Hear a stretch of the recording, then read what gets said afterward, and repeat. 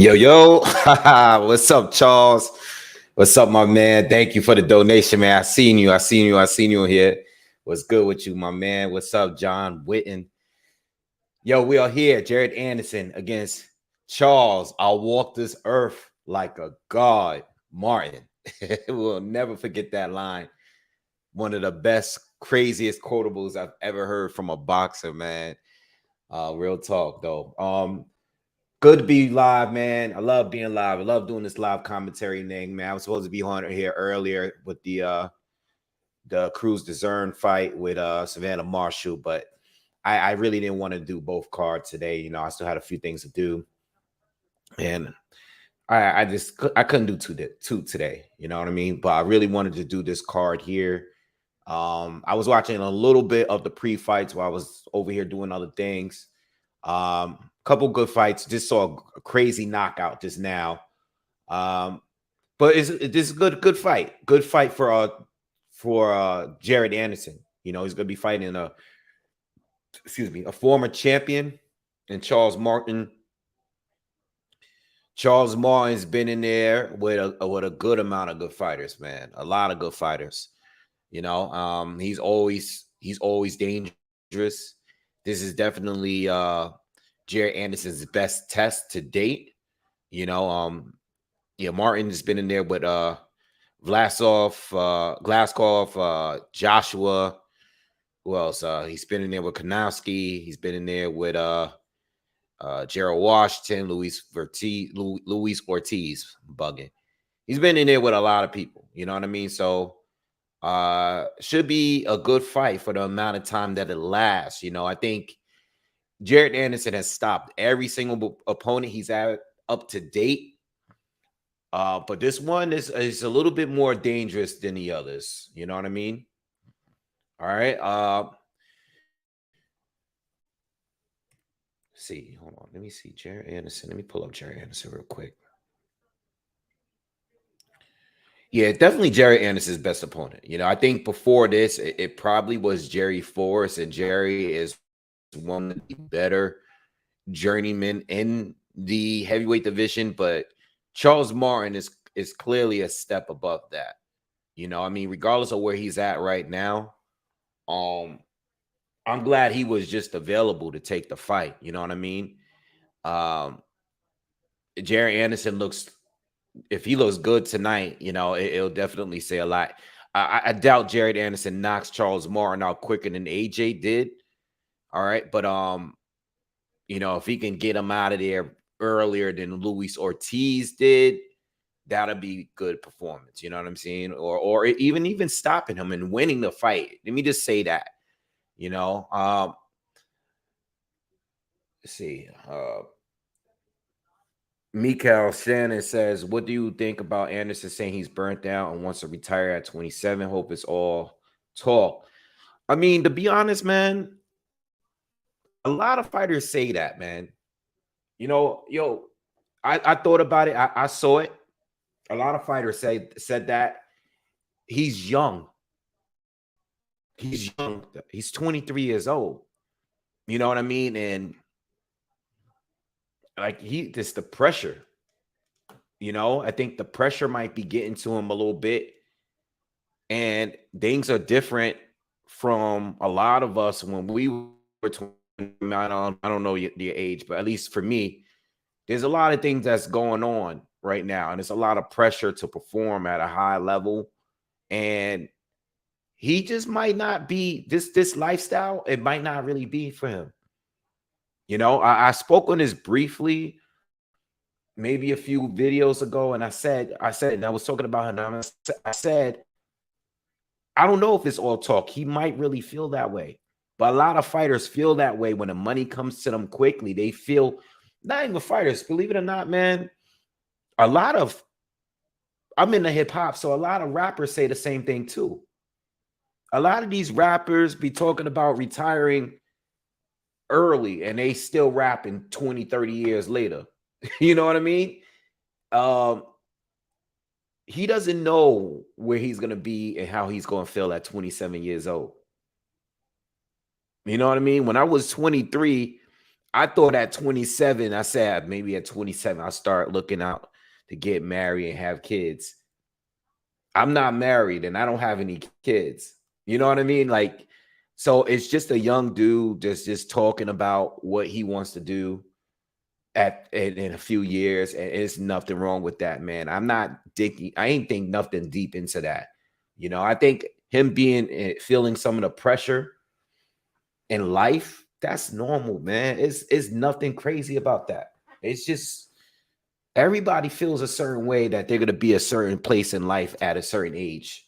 You know what I mean? And um, if he can retire from boxing because he's earning or he's making enough money doing other things that he's happy on doing, then great.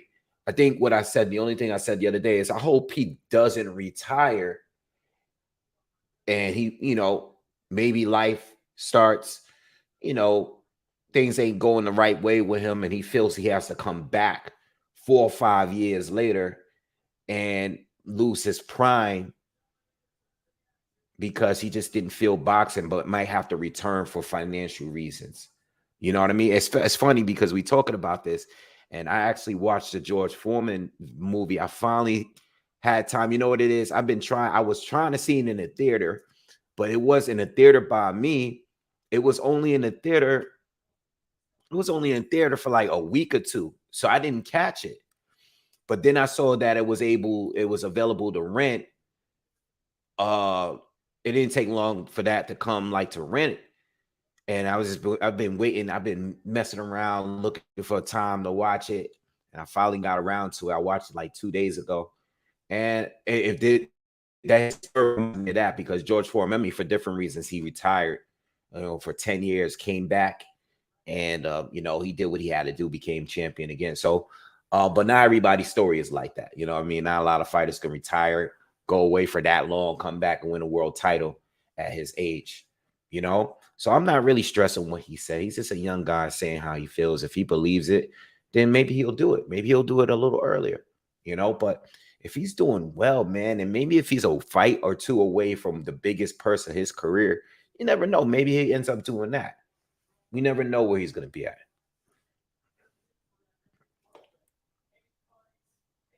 What's up, Ralph? What's good with you? I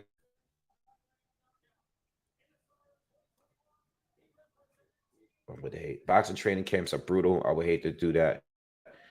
I'll be 40. I'll be turning 40 soon. I never told my age on this channel. Uh, I started this channel, I was 30 years old. I was 30. I think I just turned 30 years old, if I got it right. Yeah, I just turned 30 when I started this channel. So I will be 40 in a week. No, a little more than a week. I'll be 40 in 10 days. Yep. So yeah. Never told my age on here, but yep, you guys know now. Uh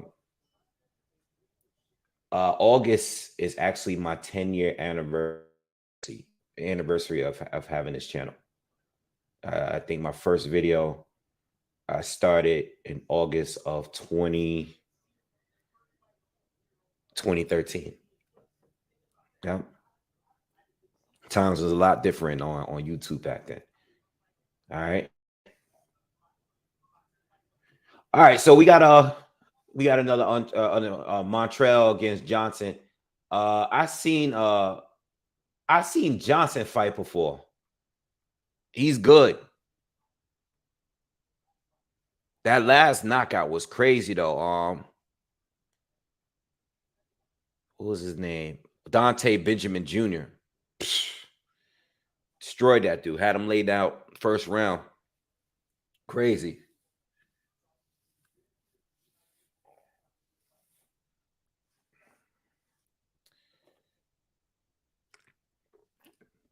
I saw the fight earlier with I saw the fight earlier between Cruz and Savannah Marshall. And thank you guys. Yeah, it's crazy because I think everybody says that. No one guesses my age until I actually tell them. Thank you. I appreciate that. I was watching a fight with Cruz and and Marshall earlier, and I saw Cruz do the she sung the national anthem earlier, right? And I don't know how I felt about that. I thought it was I thought it was dope that she was able to sound so good. She has a beautiful voice. She obviously could sing.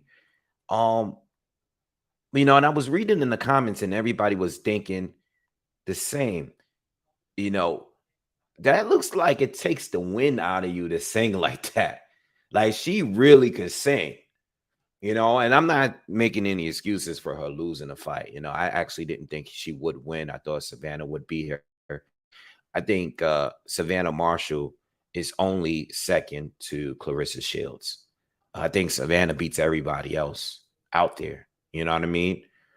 Um, but I thought that was a little strange when she did that. You know what I mean? Not strange, but it looked like, man, I hope she's not getting tired by doing all that singing. You know what I mean? Because she's gonna need all the energy she can get. And she looked gassed for a good amount of that fight, a good portion of that fight.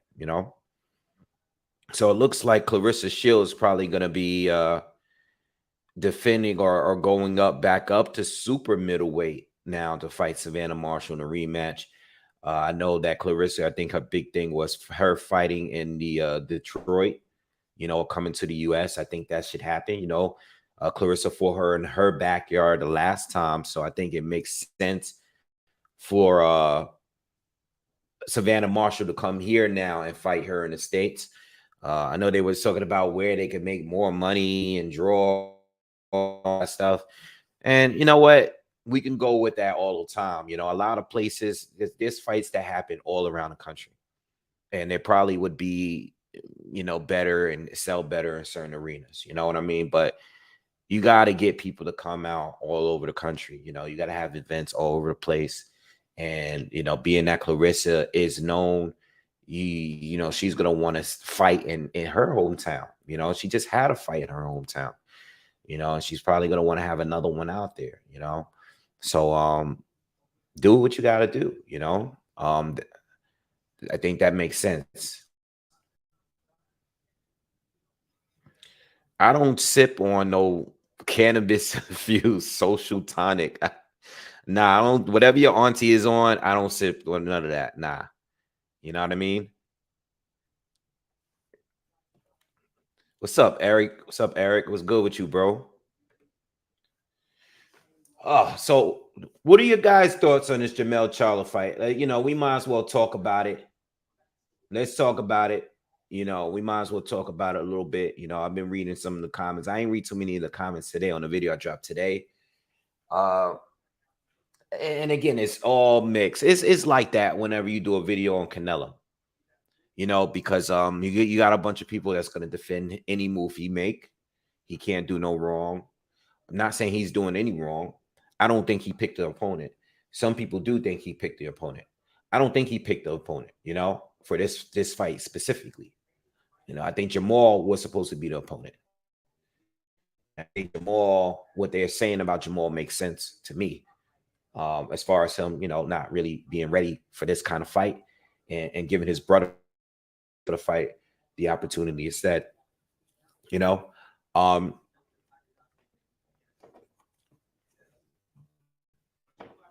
what do you guys think? I don't feel as bad about it as I did yesterday. I feel bad about it yesterday. I'm happy for Jamel, but it's not the fight that I was looking for Canelo. You know what I mean? Just wasn't the fight I was looking for. I think he has all the options in the world. He could literally fight whoever he wanted to. It's never been a fight on this channel that I've covered that I've always was like super positive about two weight jumps. There's never been. I think this is the best one that we've had up to date. I've said this. I said, being that Jamel is actually undisputed, he's proven, unlike the other few that we gotten over the years. Uh, you know, I was cool with this one. Uh, it's not a bad fight. I don't think there was ever a period where I thought Jamel was more talented than Canelo Alvarez, though. I know, everybody's in the comments about the size factor, and it is a huge factor. Whether or not who's bigger, and like, do you think Jamel is more skilled than Canelo Alvarez? I don't think he is. I don't think he is. All right. I just don't think he's ever. I've never thought that Jamel was more skilled than Canelo. All right. Um, and that's why it's not a bad fight to me. Uh, it might be a great time for Jamel. I mean, Jamel is at his peak. I think the only thing I'm a little bit worried about too is because he hasn't fought in a little over a year now, and he's coming off an injury. Uh, I don't know. Uh, I don't know. I don't know. I think it's a fun fight. I think it's going to be action packed. I think, as far as action is concerned, I think it's going to be Canelo's most entertaining fight he had. Okay. I have thought about that because,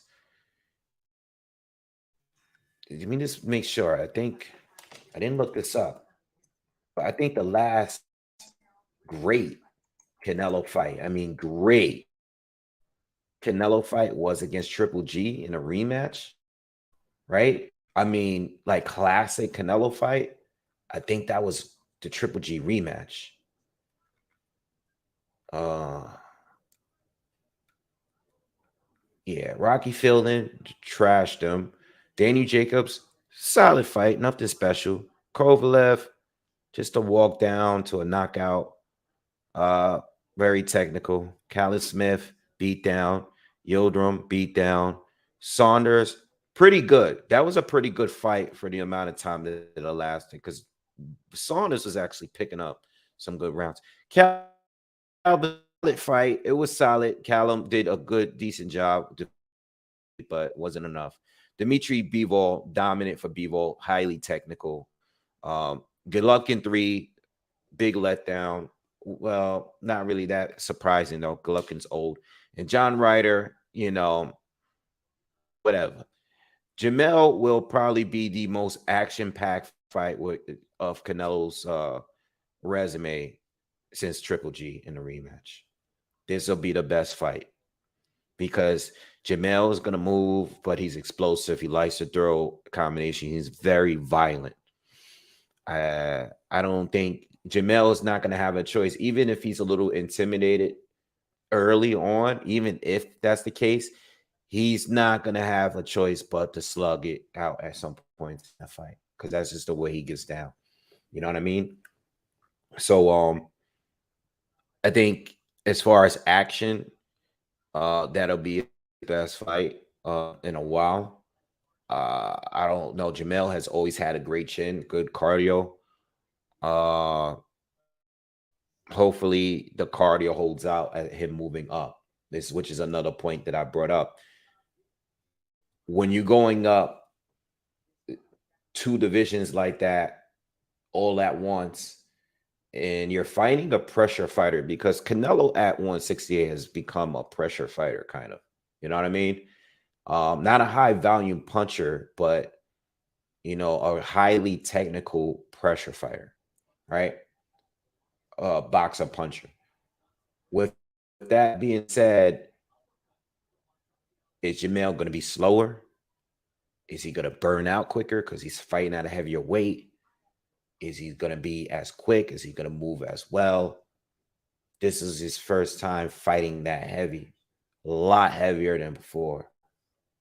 You know what I mean? And no, Canelo is not a big 168. He's a smaller 168 guy. All right, but he's adjusted at the weight. He's been fighting there since 2018. You know what I mean? Or above it. No, he went down to fight Danny Jacobs one last time, but he went up to 175, and then he's been fighting at 168 for almost 10 fights, at this point. So should be a good fight, should be a good fight. Anyone has, let me read the comments. Is anyone, do anyone have Jamel winning the fight? I know I'm gonna probably put some money down on him winning straight up. I think one thing to add is Canelo is, I believe that Canelo may be slipping just a little bit. I think he might be just barely past his prime. All right. Uh,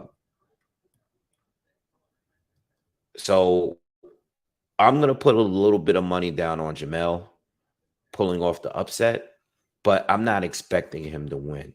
I don't know what the odds are going to be, what the betting odds is, all that. But if Jamel or Canelo's a heavy favorite to win, I'm going to put some Jamel money down just in case he gets lucky and pulls it off. But does anyone just really feel like Jamel's going to pull off the win? Ron says he knows Charlo for the win.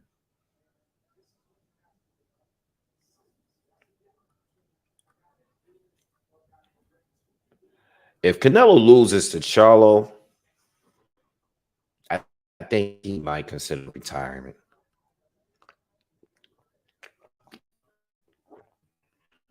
This is a 3-fight deal.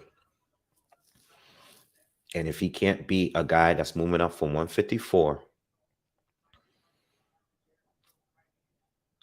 there's no way he's beating David Benavidez.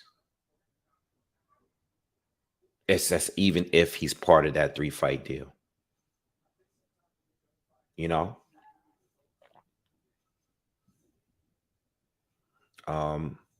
I don't know, man. I don't think Canelo would be sticking around if he lost to Jamel. I mean, it would hurt his stock a lot. You know what I'm saying?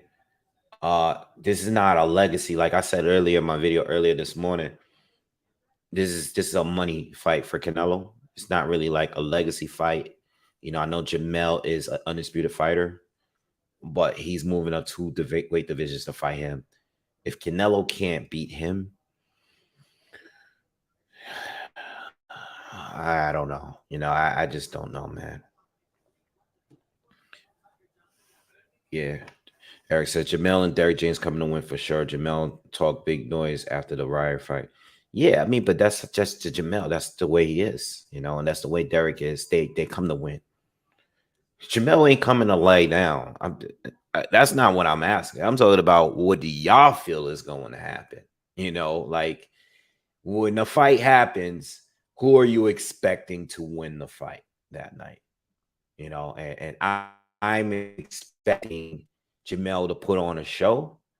But I still think Canelo is going to win. I'm expecting Canelo to win the fight. Canelo is coming off of his most impressive win. But I just don't know what he can do at this level at 168. It's just so many questions. This is the guy that, I thought Tim Tszyu might have been. I was just literally saying that, he got to come in this fight. A lot of y'all was just asking me whether or not Jamel should take a tune-up before fighting Tim Tszyu. We were just talking about that. Should he take a tune-up for Tim Tszyu at 154? He's going to go from Tim Tszyu at 154 to Canelo at 168. Like, he's still been inactive. I don't know how people just forgot about that. You know what I mean? Like, are we just gonna forget about all of that? Like, this is not the same type of fight that we were talking about a week ago.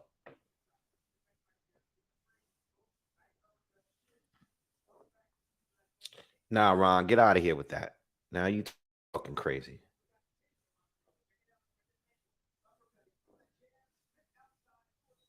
Like if he lose, he's losing because he took a dive. Like, nah, you wilding, bro. You talking crazy right now. If he loses the fight, he lost the fight. He ain't going in there to take a dive. What are you talking about? That's crazy.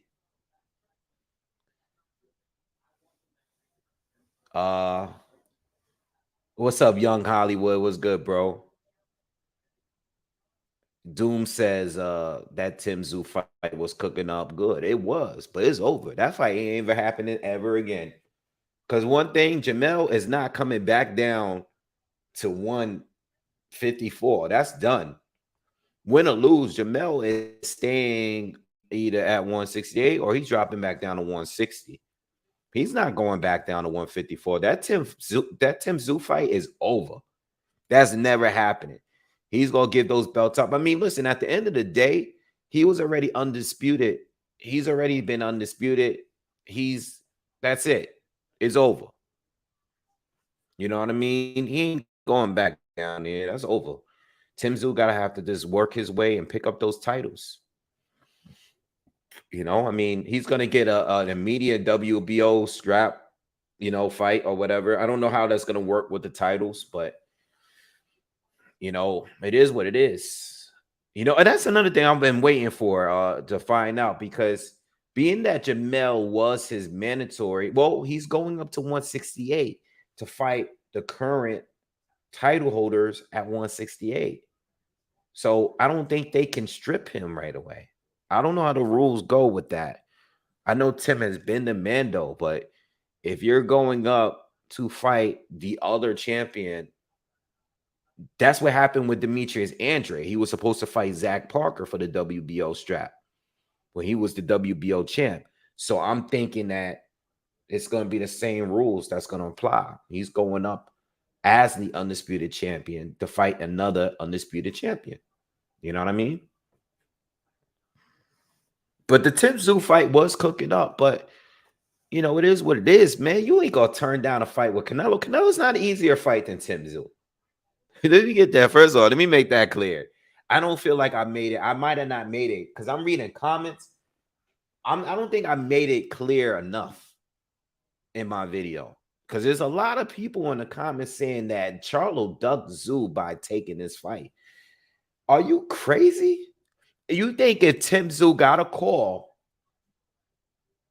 from Canelo Alvarez to fight for his titles at 168, that he wouldn't jump on that opportunity instead of fighting? I mean, I don't know. I mean, everybody fights for different reasons, but for Charlo, it's a bigger fight for him. It's a legacy fight for him. He's going to have another opportunity to fight for undisputed at a different weight class. If he wins the fight, he's going to be a two-division undisputed champion simultaneously. Two division, both divisions. If he wins this fight, he's automatic Hall of Fame. Whatever he does with it, he could lose every fight for the rest. He's guaranteed Hall of Fame. It's not an easier fight than Tim Zoo on top of that. You know what I mean? Like, he's already undisputed. And he didn't win them all in one fight. He collected those belts. He took a loss in his career. He had a draw in his career. He had to earn those belts the hard way. He didn't win them all overnight. How was that a duck? Like, people are saying that in the comments, that he ducked Tim Zoo by taking a fight with Canelo at two divisions above him. Hell no. Hell no. Absolutely not. It's a different type of fight, bro. It's different. It's different. It's different. It's different. It's just too much on the line for that fight. It's a super legacy fight. It's a super legacy fight. He already cleared up the division. There's always going to be another fighter. There's always somebody else. That dude, I'm gonna tell y'all this though. And since we talking about 154, uh, hold on, what's his name? Is his first name Jesus Ramos?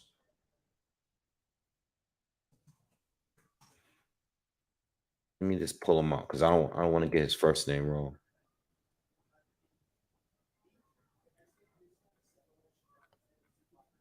I don't want to get his first name wrong. Jesus, is it Jesus Ramos? Yo, that dude is big at 154. Way too big at 154. That dude, that's good. That's another dude. That dude is gonna be a problem at 154. I don't know who he's gonna fight because he's right there too. And Tim is gonna have to fight him. If Jamel, I was just saying when he beat up Joey Spencer, I was just saying, I'm like, yo, I don't know who is gonna have to face this dude because he's huge. He's huge at the weight. Like he might be what he might be. He looked like he walk around like I know Jared Hurd was big. This guy is big at 154, man. You know, he ain't lanky. He's not all lanky like Sebastian Fundora. Like this dude is heavy. He can punch. He's a good pressure fighter. That dude is gonna be a problem. That dude, yo, just keep that in mind because everybody's doing all this talk, but I'm like, yo, there's some other killers out there that we ain't free, like, you know what I'm saying? He already beat Brian Mendoza, and Brian Mendoza knocked out Sebastian Fundora. Yo, Jesus Ramos already beat him. He's already went through him. That's what I'm saying. Like, there's always another killer. Like, it was at one point when Jamel was going through this. I remember everybody the dude. He was the next one up. But Jamel stopped him in one round. Like knocked him out cold. One of the craziest knockouts of the year. Jamel already knocked him out. You know, that dude, gotta watch him. If you ain't watching him yet, pay attention. Because that's a dude that Tim Tszyu is gonna have to see at some point. So all you do is just running around here saying Tim Tszyu this, Tim Tszyu that. Yo, Tim Tszyu he's gonna have to see some people. You know what I mean? I do think that it's between them two. If Jamel is because I don't think Jamel is going back. I don't think Jamel is going back down to 154. You know, but I think that's the dude. Those two are the dudes right now, 154, that I think the top two is Tim Tszyu and Jesus Ramos. I think Brian Mendoza is good. You know what I mean? I'm looking down the thing. I know Danny Garcia is up there. You know, I don't want to completely write off Sebastian Fundora. But I think with Sebastian Fundora, I think a lot of us like kind of knew what his flaws were. We was just waiting for the right fighter to do it. You know what I mean? Like, I think the shock of seeing how good his inside game was against Erickson Lubin, I think that was a shock for us. But I think it was the what's it called? The Sergio Garcia fight. That's when we realized his flaws. You know, I think a lot of us saw that fight. A lot of people thought Sergio Garcia beat Fundora. You know, I don't know if he won the fight. I'm not gonna go that far, but I think he did. I think he exposed, you know, his defensive flaws and all that stuff. But we didn't know how good his inside game was. Now that we do know, you know, I think that's why guys like Mendoza was able to stop him. But Ramos and Tim Tszyu is going to be those two dudes. You know what I mean? They're going to be the two top tier dudes at 154 for right now until Spence move up or Bud move up and all these other guys move up. We just got to see. I think Ennis is going to be another guy that's going to be. I think he's making a weight now, but he's eventually going to move up to 154 because he's really big at the division. You know, he's going to be fighting Villa. So Villa is big at the division as well. You know.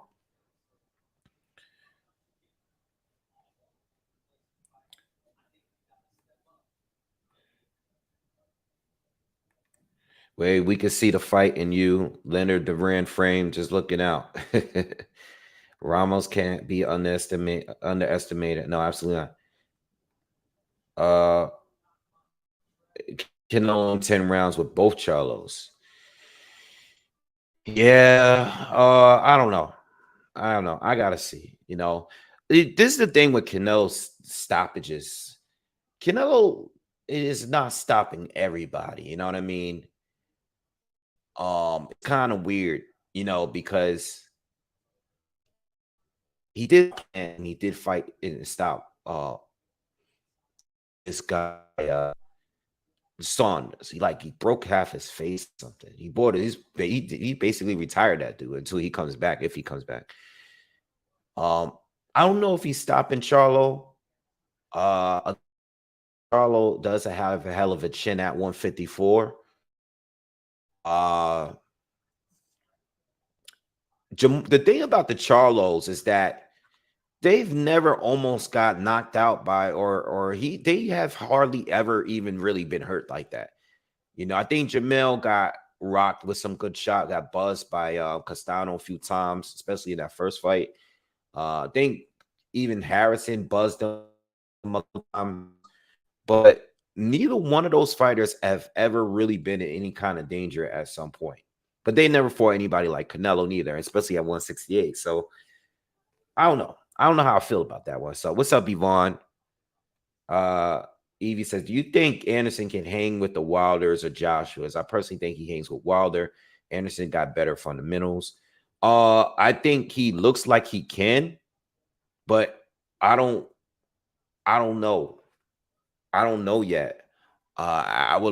This fight is a good way to figure a little bit more about where he stands in the upper level, because I think Charles Martin, even with the stoppage of Luis Ortiz, I would say that Charles probably still roughly a top 20 heavyweight. Like he's like maybe around the level as like what's this guy's name? That he's literally he's like the best journeyman in heavyweight division. Jesus Christ, I can't think of his name right now. I think he's around the level, maybe a little bit beneath Derek Chisora, level. I think Charles Martin's like around that level at the very least. Thank you, Yvonne. Thank you, Yvonne, for the super sticker. Appreciate you.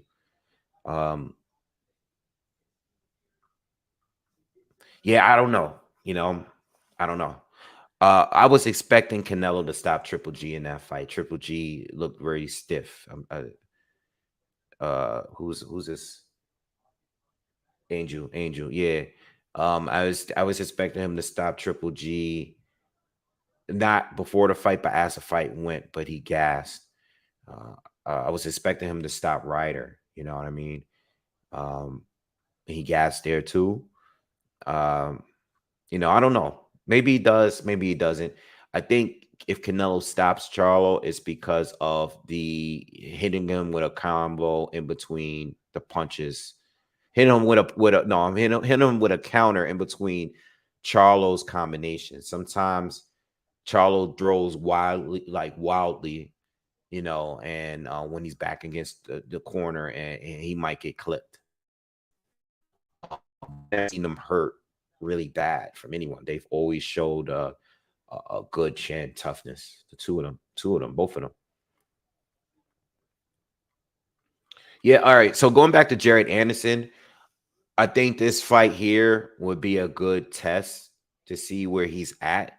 I still think I kind of rate Charles Martin around like the end of the top 20, probably heavyweights.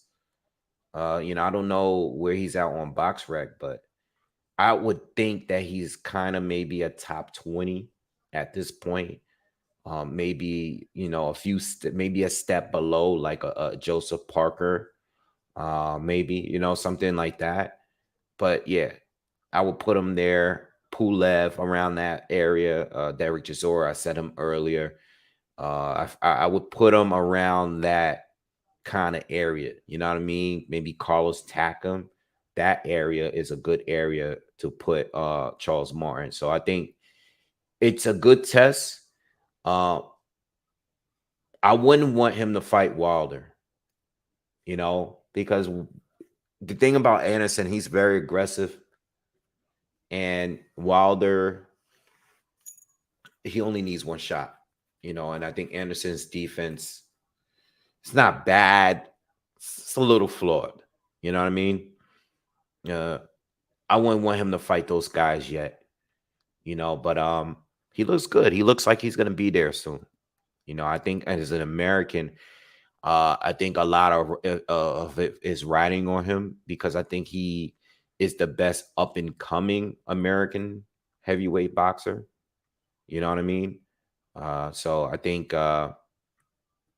it's crazy because I'm looking at BoxRec and Jared Anderson, according to BoxRec, as an American heavyweight.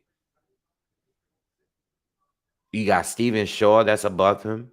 You got Gerald Miller that's above him. All right. Joe Cusumano is above him. You know what I mean? Jermaine Franklin is one step beneath him.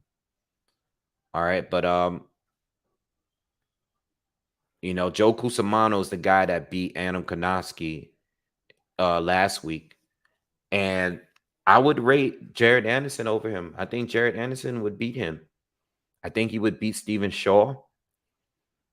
And I think he would beat Big Baby Miller if he's not juicing, if he's clean. So to be honest, outside of Andy Ruiz and Deontay Wilder, I would rate Jared Anderson the number 3 in my personal views on rankings, The Arslanbek fight is going to be on. It's going to be the co-main event.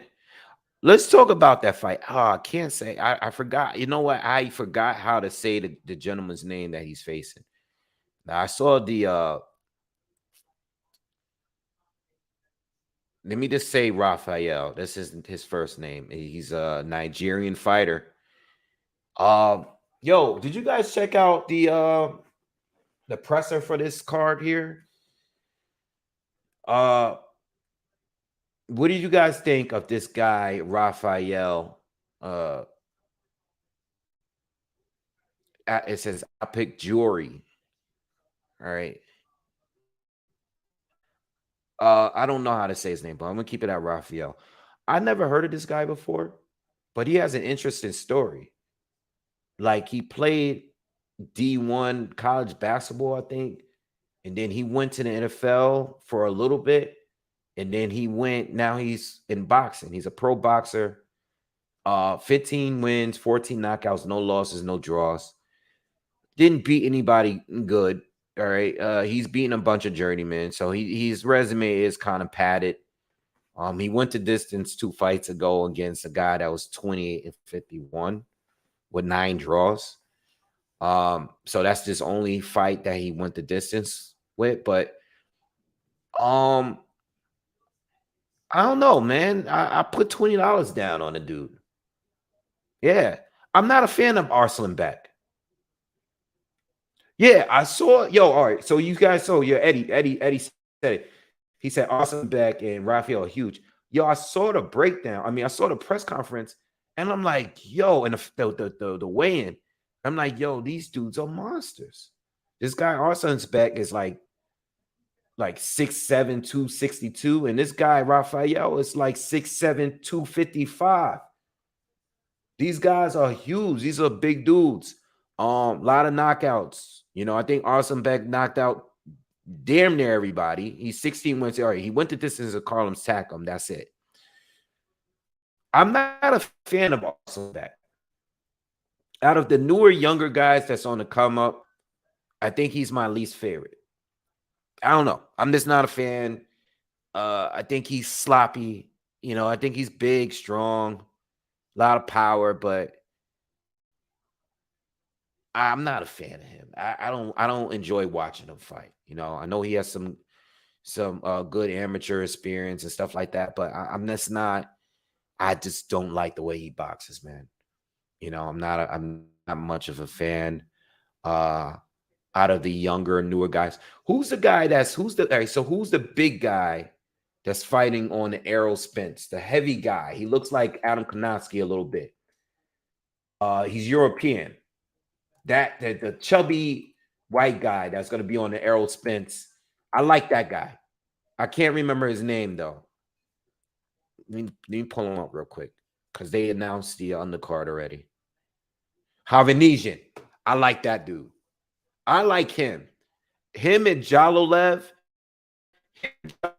and Jared Anderson. I like those dudes. Those three. I like this Havanesian. I like him. He's good. I like watching him fight.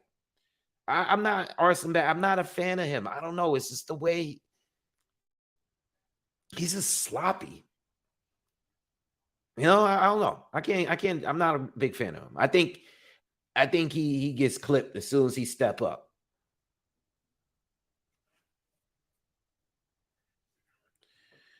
Boxing Elden Legacy says, fair enough. Arslanbek has great power, a little hittable though. But Arslanbek power is crazy. Jared Miller is era's dominant heavyweight for unbeaten. Will remain unbeaten. Arslanbek need proof. Gerald Miller, like baby Bill Miller, is this era's dominant heavyweight? I don't know if I agree with that, man. Based on what? You know, I don't know about that. Eddie says they're gonna feed Arslanbek to Jalolov. Maybe. You know, I mean, listen, he always gonna have a puncher's chance. I mean, he's a huge puncher, but he's just like walking straight into swinging. You know, I'm just not a fan. Yeah. But I put like $20 on a Nigerian dude, Raphael tonight. I did. There's not much footage on him on YouTube boxing. There's some. I don't think he's that good. I think he's really big, you know. I think he has a padded resume. Arslanbek has obviously fought way better fighters. But you never know. I put $20 down on it just in case I get lucky. I think Arslanbek is Arslanbek, I checked, is like a negative 1,200, something crazy. Let me look. I'm gonna look it up right now. But I put $20 on the guy. You know, maybe he gets lucky. And yeah, Arslanbek is a negative 1,100. And Raphael is a plus 600. And a knockout, if he wins by knockout, he would be plus 850.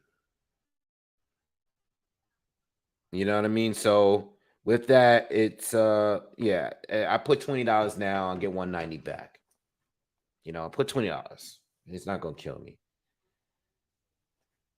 You know what I mean? So I think you know, I think Arslanbek is gonna win, but you never know. This guy got power.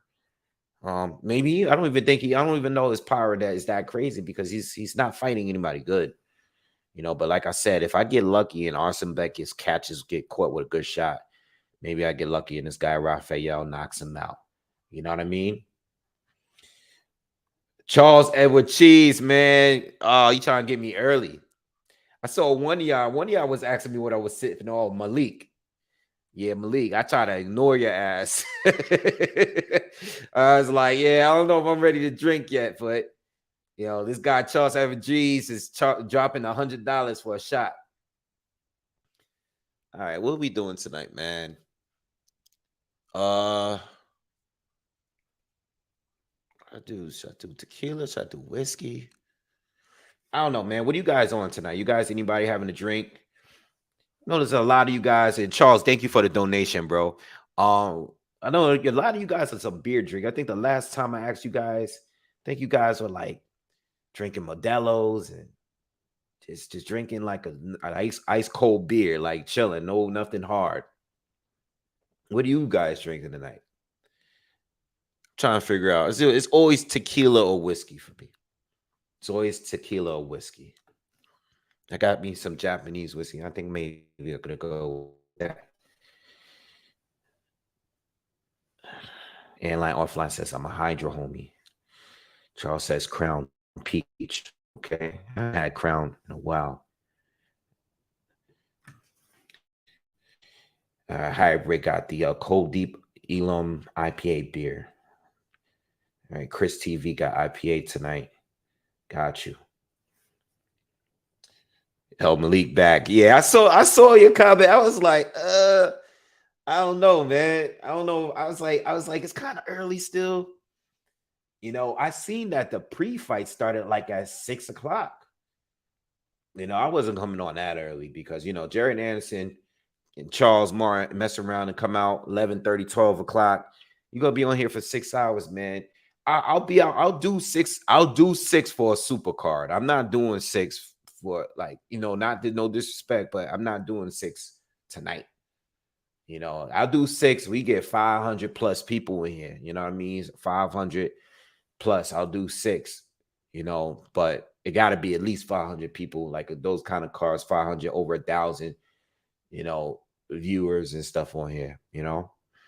I ain't doing it for 60 people. And shout out to all of you that are here right now. I appreciate y'all, but I can't do six. All right. Well, we waiting for the I'm not sure if they switching it or not, or if they're just going to start right now. We're waiting for the main event because the main event actually starts at 10. And so this is on a pause. So I might as well just grab a drink now and do something. I don't know if I'm going to do a shot, though. I might just pour me a glass and sip that. I ain't trying to drown. All right, yeah. So the next 10 p.m. All right, so we got a few minutes. Give me a minute. I'll be right back.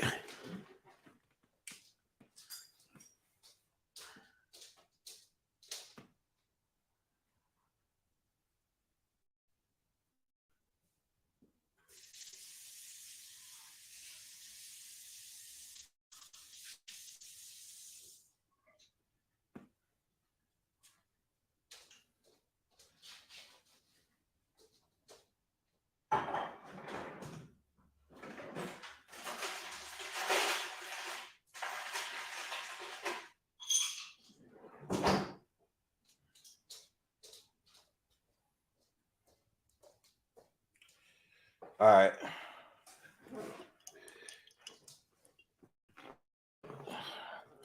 Oh, we got a Don Julio on the rocks. Okay. It's going to be the drink of the night. Tenjaku, a little Japanese whiskey. My pops actually just bought this for me. I'm a big Yamazaki guy, so this is like a level below Yamazaki, but it's still really, really good, really smooth. Just had some of this the other day. So we gonna go with this tonight. We're gonna do the whiskey tonight.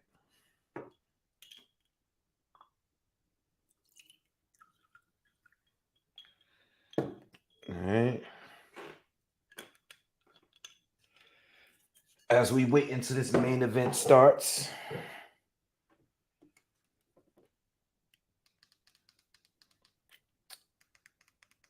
All right. So what else is going on in boxing? What's going on? I gotta do a breakdown. I think the next breakdown I gotta do Stan Jonas and Virgil Ortiz. I still got to do a breakdown for that. It's like it's been so much going on. I haven't been able to, do some of these breakdowns for some of these up and coming fights. But I have to do one on that, and I have to do one on Villa and Jerron Boots Ennis, which, I know I have Jerron winning. You know what I mean? I think Villa looked good, but I think now we know what's up with Villa. You know what I mean? We know he's good now. We didn't know nothing about him when he fought Rashidi Ellis. You know what I mean? But now we know, we know you're bigger and you're better than what BoxRec got. So Jerron Ennis is gonna go into this fight with a different type of game plan. You know what I mean?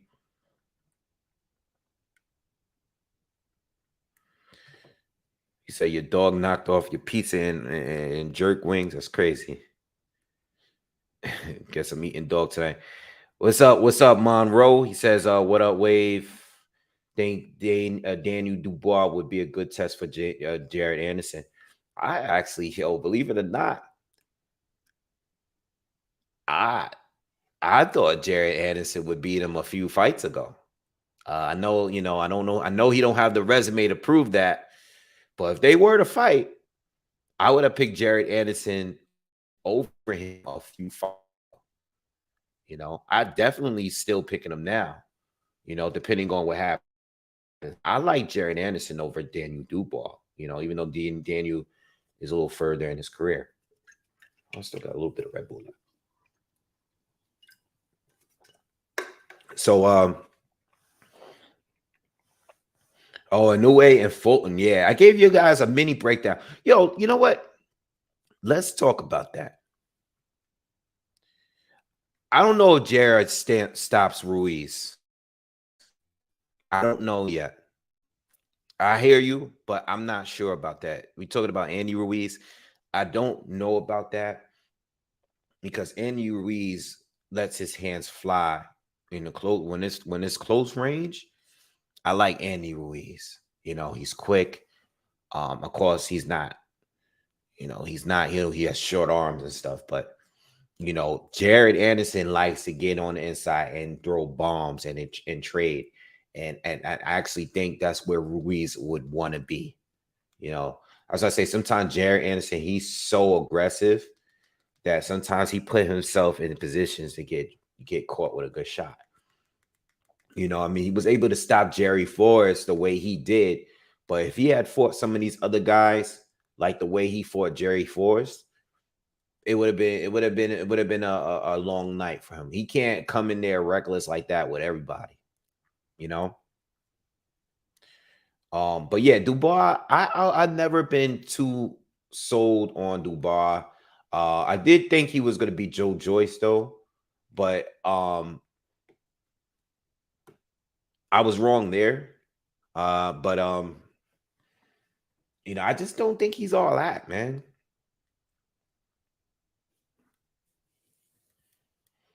Yeah. Yes, that is the dude from Ninja Scroll. Answering it for you, Jubei. Oh yeah, he already answered. Yep.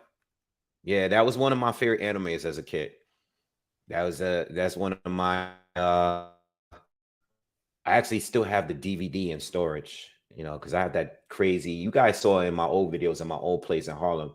I got I think I had like over 200 anime DVDs, and that's a movie that I remember. Oh man, what was the first time? That's one of the earliest animes I seen. That was one of the earliest ones. It's up there with one of the earliest ones that I saw. This Ninja Scroll. If you haven't seen it, it's older anime, like the early generation, like late 80s, early 90s. But it's one of the most violent graphic animes from that time, at least. A lot of slicing up, blood, limbs flying off, naked people. It was one of those movies that I watched that when Akira came out. That's been, I think no, what's it called? Fist of the North Star.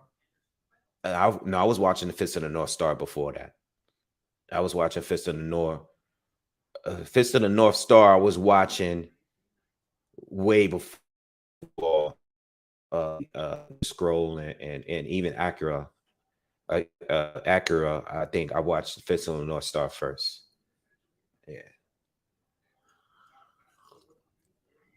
And then after that, I started like watching Dragon Ball and all the other stuff. But I think Fist of the North Star was one of the earliest.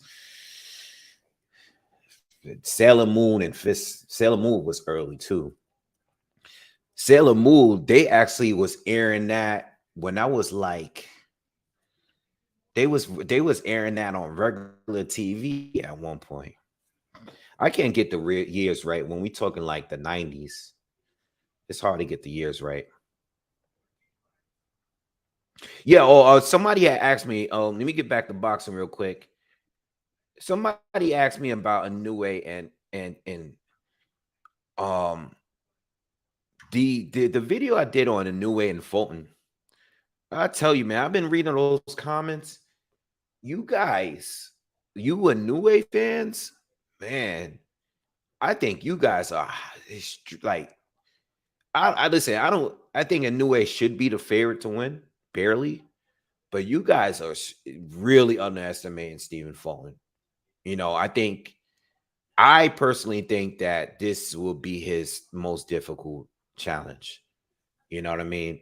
You guys are like highly disrespecting Stephen Fulton. And I mean, I'm talking about 95% of my comments from that video that I did. You guys are disrespecting Fulton in that fight. Y'all making it seem like Fulton don't even have a chance at all. Like you guys are making it seem like he's some bum that Inoue fought. You know what I mean? Like this is the best fighter he fought. You know, like he ain't no Paul Butler. I'll tell you that much. He can move just as good as Paul Butler, but he can punch and box way better. And that guy almost went the distance with Inoue. I know he didn't win any rounds or anything, but I'm reading your comments, man. The comments that I've been getting on that fight are crazy. I don't even like look at them no more. And I didn't even pick Fulton to win. That's the crazy part. You got all these guys coming there like, yo, you don't even think you only thinking Fulton is gonna win because he's black and all that. I didn't even say he was gonna win the fight. Oh, the Arslanbek fight is starting right now, y'all. Yo, turn your TV on. The Arslanbek fight is starting right now. Let's get it. I didn't know it was gonna start this early. This is the co-main event, so that means Jared Anderson gonna fight next. Oh, so we gonna get an early night. I thought this was gonna be a late one.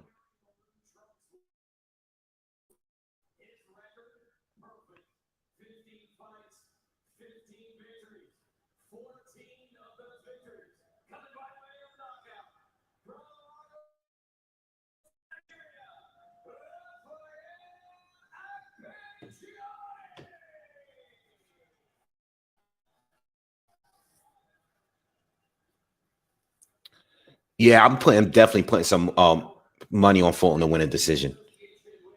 For sure. I'm putting a little bit of money on Fulton. I don't even know why I ain't do it yet.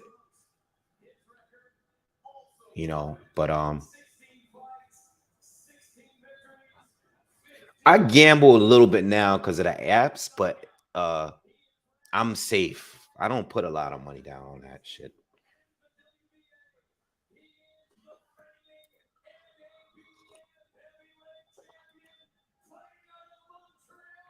Yo, this dude Arslanbek look like he remind me of who's the dragon? You guys know who I'm talking about from Double Dragon, the big muscle head dude. You guys know in the comments. One you guys gonna know is like Bobo or something crazy.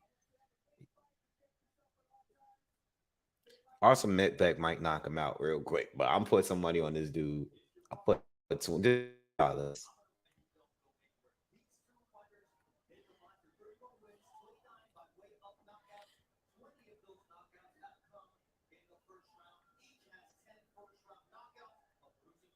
All right, here we go, y'all.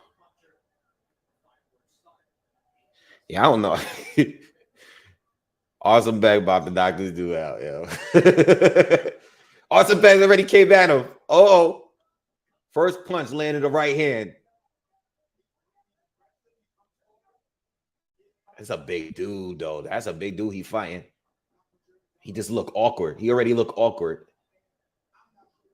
He's all stiff. Yeah, he's gonna get knocked out.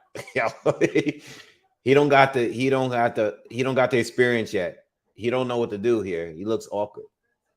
Arslanbek landed a few right hands. He don't know how to control distance yet. A lot of tying up though.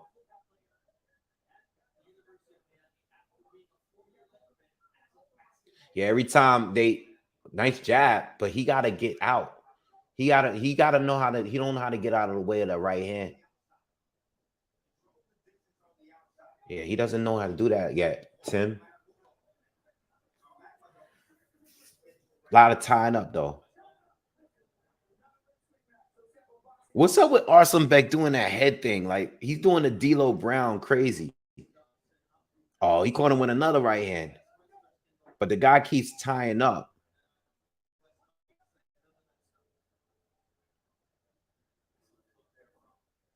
Yeah, that guy don't know how to fight. He don't know how to box. He can't box, y'all. Damn, I'm kind of disappointed. This dude, it's not nothing happening because they keep tying up, but you can tell that the dude is not that experienced yet. He's just not that skilled. And the crowd is booing. Ooh, Arslanbek caught him with an uppercut.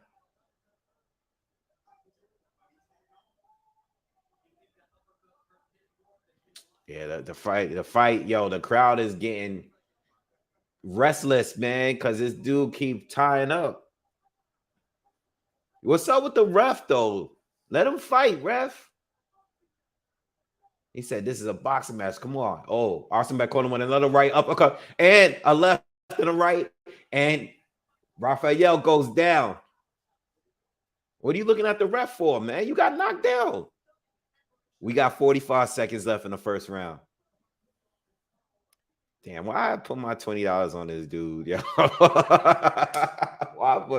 I'm not like, yo, you ain't even. I thought you was gonna give me a little bit more than what we. Oh, he got him. Oh, he hurt again, but he keep tying up. He don't want to fight, man. He just want to tie up. Oh man, Arslanbek is tearing him up, y'all. Yo, Arslanbek is tearing him up. Come on, my Nigerian brother. Let's go. Come on, do something, man. You looking crazy, bro. Come on. Oh, but he's killing him. Oh, no, he's giving him a count. So he knocked him down. He was on the ropes. He was seated on the ropes. He was hurt. I thought it was at the last second. The ref was going to wave it off and stop the fight, but he's going to let him get another round. He's hurt bad. So he got 2 knockdowns in the first round. And honestly, I thought this fight would have been over if this guy didn't hold the entire round. You know what I mean? This man took my damn $20, bro. Come on, bro. He don't know how to control distance at all, man. That's the problem. He don't know how to control the distance at all. He can't even make no room to land a right hand.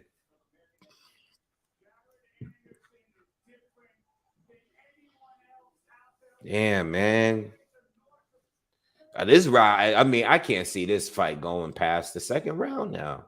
This dude had nothing for Arslanbek, yo. Yo, at least I feel like fights like this, when you're not like really experienced like this guy isn't, I figured like he would at least just start slugging it out. Like since the dude's coming at you since he's coming at you like this, I figured he would just slug it out with him. You know, you're a big man, you're able to at least hold him. You know what I mean? Oh, he got caught with another right hand. He keep getting caught with that same shot. Arslanbek, all he got is the uppercut. He has that short uppercut when he steps in and he leads with it, or he has the overhand right. Those are the only 2 punches in Arslanbek. There's no jabs or none of that. He catch you with the overhand right and then clip you with a left after that, or he'll start with the right uppercut and then clip you with a left hook after that. But the dude is just holding. He not really like fighting. You know, like my man, you got to defend yourself, bro. You got to fight, man. He's too slow. You got to fight. You got to fight back, brother. Oh, man. Arslanbek tearing him up again, y'all. He's wobbly. He's hurt. It's 2 minutes left in a second. Oh, Arslanbek getting tired of that. Oh, he's sticking his tongue out at Arslanbek. Oh, okay. Yo, give me something, man. Oh, another uppercut, y'all. Oh, he's just trying to lock him in with his arm. I'm surprised the refs just didn't warn and tell him to stop doing that. I'm gonna take a point. I don't think the guy will care at this point. Come on, big man. Let's go, man. Oh man, he's just swinging like he drunk. Oh man, this guy looks bad, yo. Damn, this guy look bad. It's like another athlete that just can't box, man. The ref want to stop it. He's gonna stop it. He's stopping it. Yeah, stop the fight. Yeah. Tim Bradley said it. Thank God the referee stopped the fight. That shit was a shitty fight.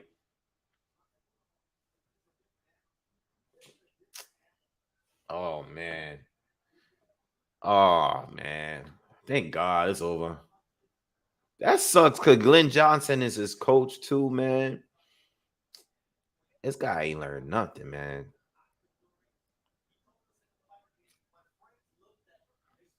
I just figured, you know what I mean? Yo, you get hit him with the pause. I saw your comment though. He right though. You got to use jab. I don't like saying that other word you said, but he got to use a jab, and he just don't know how to do it yet. He need more time. He got 15 fights, but they was putting him against bums.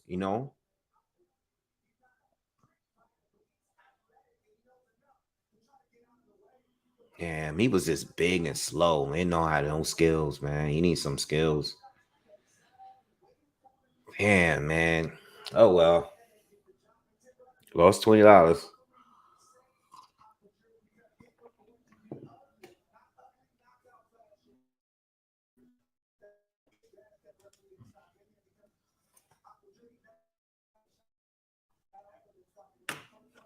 Yeah, that was a bad fight, man. It was a bad fight. This guy was just in there just to make Arslanbek look good. What's up with Arslanbek and the head thing though? That should be blowing my mind. What is he doing when he do that? He can't stop doing it. It's like he's like, is it like like what's wrong with him?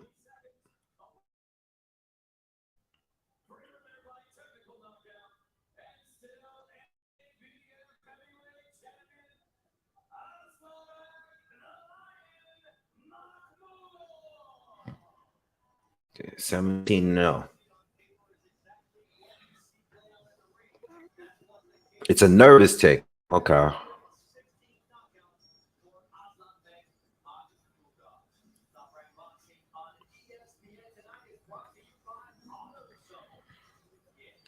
Yeah, I don't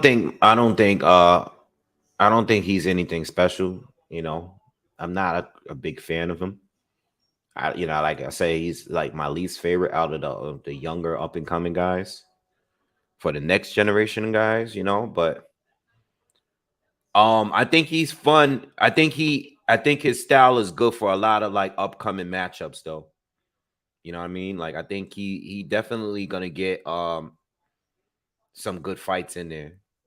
You know, Jerry Anderson might be next then. They're probably gonna have a long period of just nothing going on, but because it's still really early in the game, it's only 10:15. Let me see what other fights is on this card that didn't happen.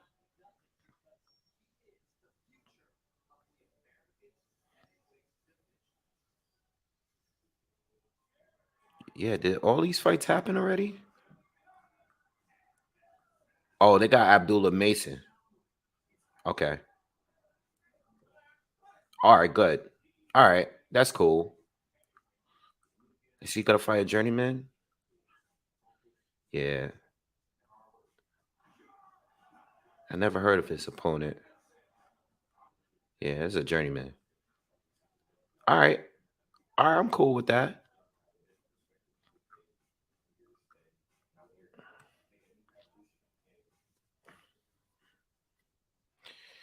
Next Saturday, I'm gonna be in Dubai, brother. I'm not gonna be able to cover the fight live next week. Sucks, right? Yeah, I'm not gonna be able to cover next week. I'm not gonna be here, man. Maybe the week after. But I won't be here for the 147 fights next week. Mad Christ, I'm doing good, man. I'm feeling good.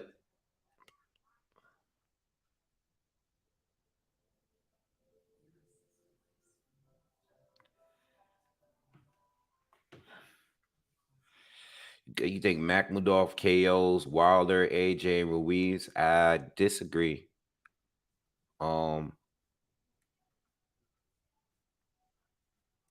Disagree with that. Ralph, I'm not sleeping on Charles Martin. I'm not sleeping on him at all. I'm not sleeping on him. He got power. He's a southpaw. He got power. He got the experience. He dropped Luis Ortiz 2 times. I know Luis Ortiz is old as hell, but I mean, he dropped him twice before he got knocked out, but he still dropped him twice. You know what I mean? Like Charles Martin's no joke. I ain't sleeping on him. I don't think he's gonna win, but I think I think Jared Anderson can't take the same approach he did against Jerry Forrest and all these guys. I don't think he should just straight rush the dude, because I don't want him to get clipped. But I got him beating. I think he's gonna stop Jared Anderson. I mean, Charles. What's his name? I think he's gonna fight Charles. Stop Charles. Like, I ain't sleeping on him. It's his best fight. His most dangerous fight by far. But he gonna stop. He gonna beat him too.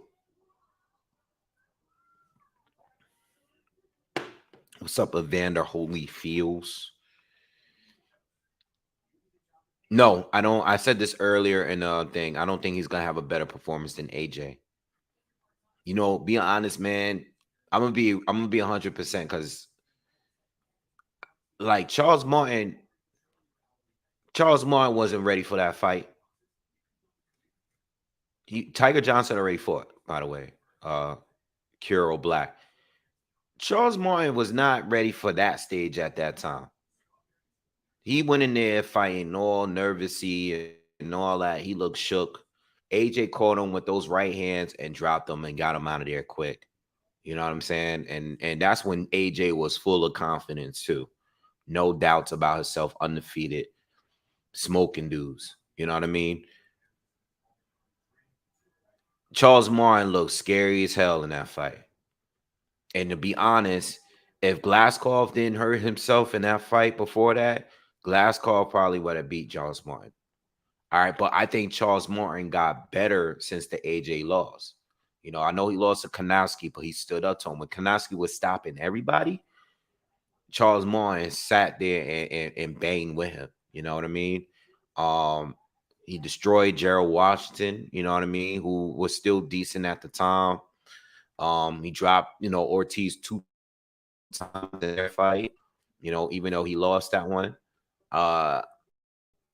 When he fought AJ though, nah, he never been on that stage, man. And I think he was nervous. You know what I mean? He got hit with the same punch over and over until they stopped the fight. I don't think he's gonna do it quicker than that, but I think he's gonna I think Charles Martin is gonna go at least, a good amount of rounds or whatever. I think he's gonna stop him, but not that early. Boxing pound for pound, Jack says, I want Anderson against Makhmudov next. Let's see if the hype is for real for both guys. I ain't mad at that. I would like that fight.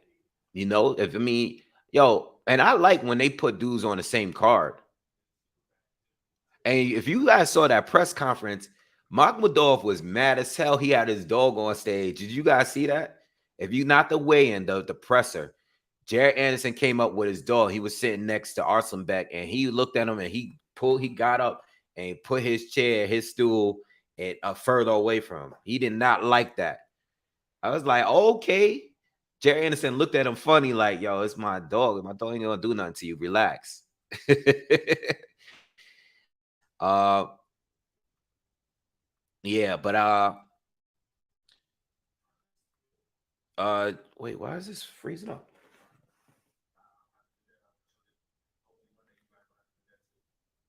Oh, what's up with this thing?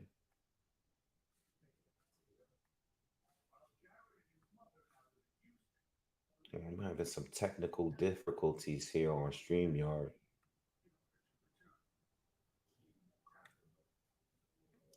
Hold on.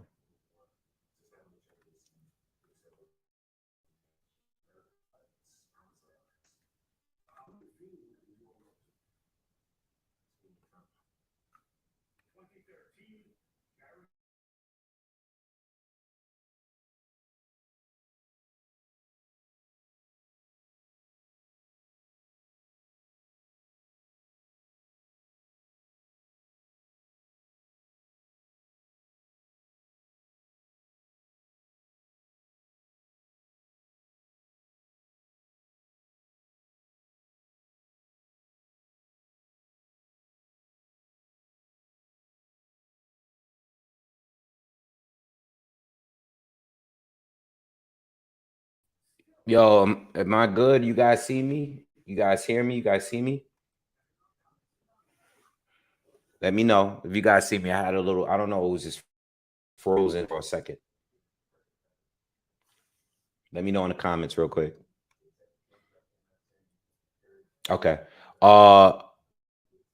Jay Christ, do I think Anderson can beat any of the top heavyweights? Yeah, if he were to fight, obviously we got this fight tonight. Um, let me look at the top dudes right now. I think he got a good one, to be honest. I know it's early to say that, but I wouldn't want him to fight any of these guys. But if he were to fight them today, I think he has a good shot against all of them. I think he could beat Dillian White. I think he could beat Dillian White for sure. I think out of like the top 5 or top 10 guys, I would pick him to beat Dillian White. I would pick him to beat Daniel Dubois. I would pick him. I would pick him to beat Joseph Parker right now. I I would pick him to beat Luis Ortiz. I would pick him to beat Derek Shaw. I would pick him to beat these guys. Not saying it should happen right now, but if you asking me, like, if the fight, if we found out tomorrow that he's gonna fight these guys tomorrow, those are the people that I would pick him to win. Obviously, that can change with tonight's matchup. You know, if he goes in there and happens to get knocked out by Charles Martin, obviously, I might have to step back on my views of him. You know, maybe say, maybe he was a little overrated. You know, but I think he's getting moved in the right direction. I think this is a great fight. He's gonna be fighting a former champion, a guy that's been in there with the top dudes. So, they could just keep doing exactly what they're doing. They groomed him real good. But I would love the Arslanbek fight. You know, I would like. I don't feel like these guys, and that's another thing too.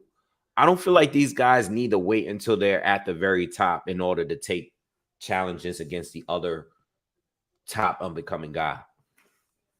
Like, you guys don't have to wait until you're both champions to unify and fight each other. You guys can fight right now. You guys can get it on right now.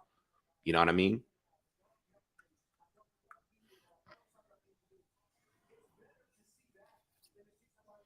I wouldn't white him. Yeah, Curo. I've been saying that. I said this a couple years ago. I don't think Frank Sanchez is a good fight for Jared Anderson. I don't think that's a good fight for him. That's one of the guys that I feel like, I don't think Frank beats everybody, but I think certain fighters that are big punchers and all of that, he can beat him by just simply outboxing them and moving. You know what I mean? Just pot shotting. You know what I mean? We saw that the Fa Ajagba fight. I think Anderson would do better than Fa Ajagba. I think he is better than Fa Ajagba. But Frank Sanchez is gonna take your strengths away from you and just make it a slow, boring fight if he had to, and do what he got to do. You know, Sanchez is just not somebody that if any heavyweight, no one's gonna volunteer to fight him.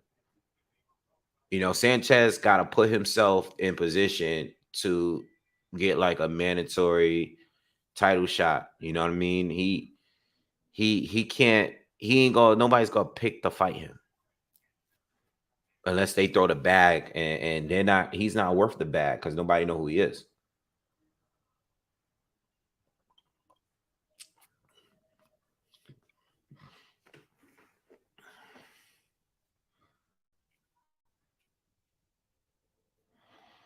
Oh, Matt Christ, that's a good question. He says, "Do I think Jared gonna suffer from the hometown curse?" No. So I wouldn't say that. I think if he loses tonight, I don't think it's a. I know. I say that. I actually think he's stepping up. You know what I mean? It's not gonna look. It's not like the Regis Prograis situation. He's stepping up. Like this is his best test. He's on a come up. So every fight he's trying to improve. I think if he doesn't show up tonight, it's simply because he's just not.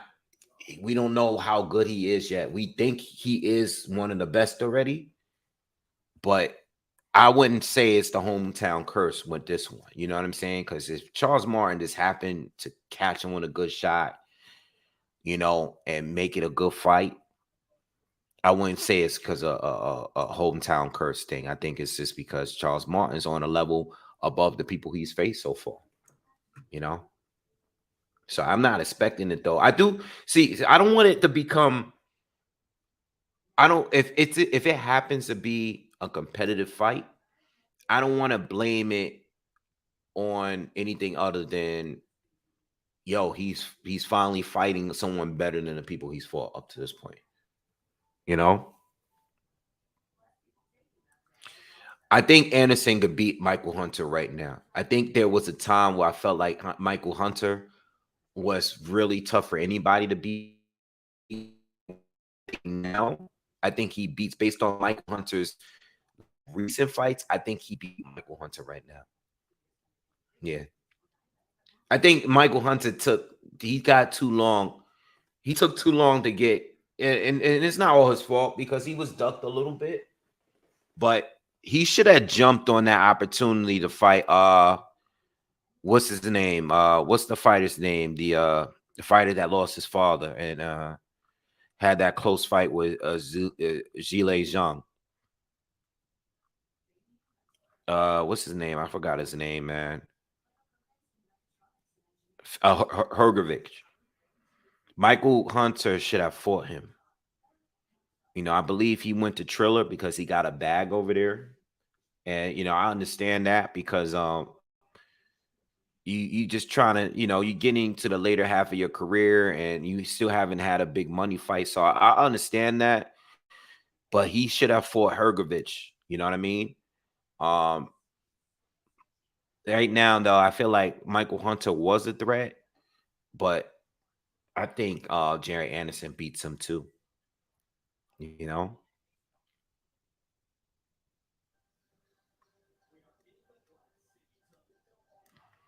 Monroe, I'm not buying all the Wilder and Andy Ruiz talk. I think they just selling the fight right now. I meant to say that in one of the videos. I was supposed to make a video about this already. Wilder and Andy Ruiz, in my opinion, is already done. When they do that public back and forth thing, when it comes to like the purses and all that, I think that's just a call out to get things going, to get people talking. 50-50, 70-30, all that. So all that stuff. I don't even know if that's really going on, man, because they both PBC, and I think they both fight for the same dude. At the end of the day, they can get that fight going whenever they want. You know what I mean? That was always part of the plan anyway to get it going. I think they're gonna. I think that fight is gonna happen next. I think all this loud noise with Wilder's publicly calling them out and all that, they selling the fight right now. They trying to build it up right now.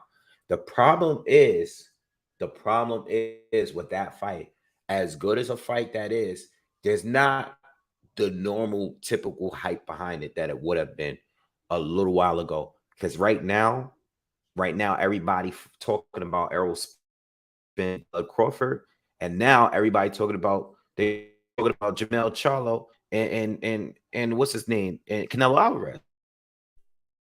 That's what everybody gonna be talking about. There's other fights that's good. We got Villa, and it's you got Virtual Ortiz against Dan Jonas. You got Fulton in a new way. You got good fights coming up.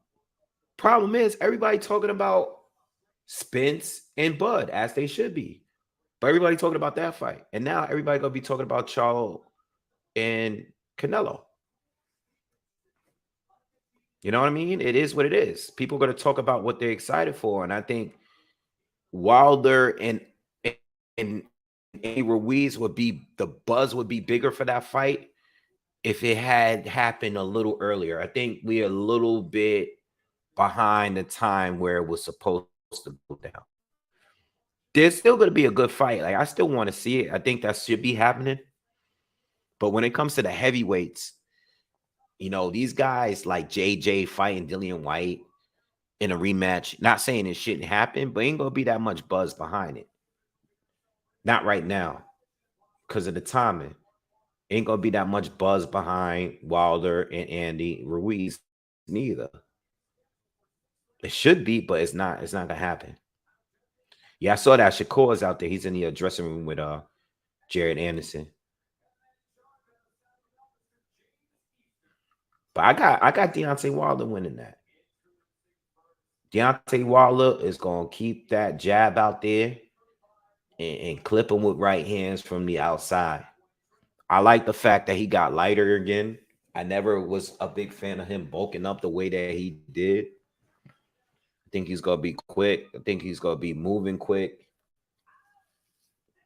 Staying out of danger from Andy. I haven't decided if it's gonna be what kind of way it's gonna end, but I'm leaning towards Wilder for winning. But I'm not sleeping on Andy. I think Andy, Andy could find a way with getting inside and throwing those combos, get Wilder on the ropes. Yeah, but I don't think it's gonna go that way, man. I think Wilder's gonna eventually stop him, hurt him, and stop him. So Abdullah Mason is about to fight his opponent now. We're getting this fight, and this is going to be the last fight before we get the main event.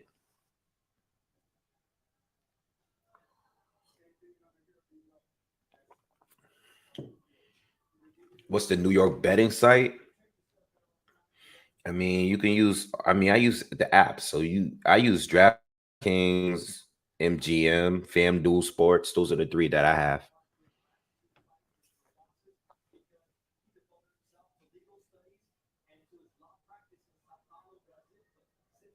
Yeah, Abdullah Mason looked like a kid, bro. I mean, he's 19, but he looked like he's 16. He looks even younger. Like, he looked like a baby, bro.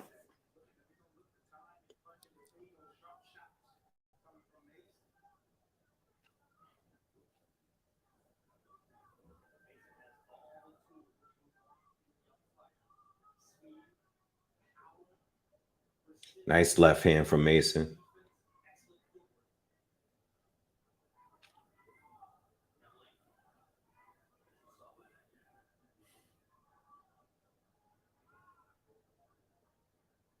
I mean, he's young right now, and he got a long way to go.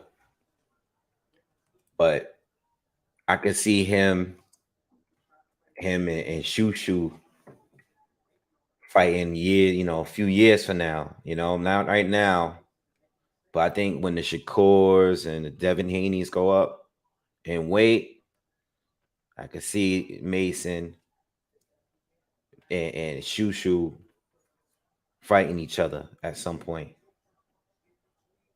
you know. But not now. Mason needs time. He's still young. He's even younger, you know. I like Shushu Carrington. He's gonna be a problem when he gets up there, when he moves up.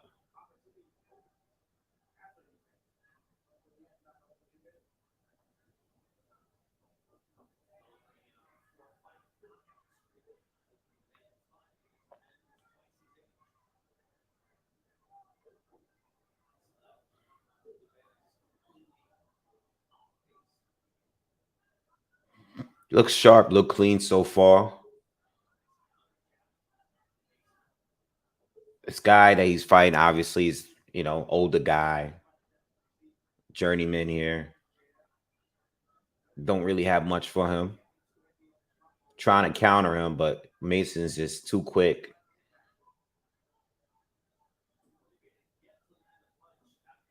39 seconds left in the first. It's been all Mason so far.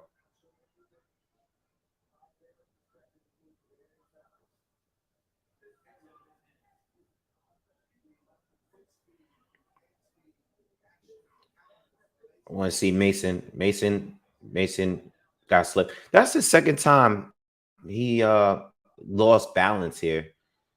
I think he's still, got some minor balance issues.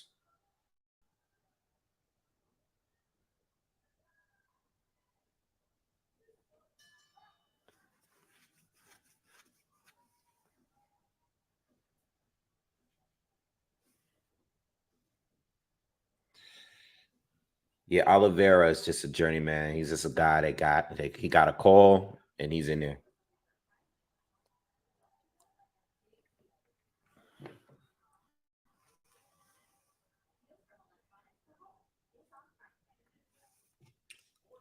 How is he? How is he officially? Everybody's talking about his age in the comments. Uh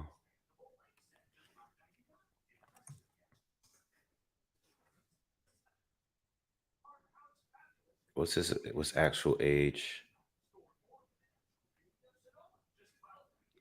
Oh, he's not. Yeah, he's 19.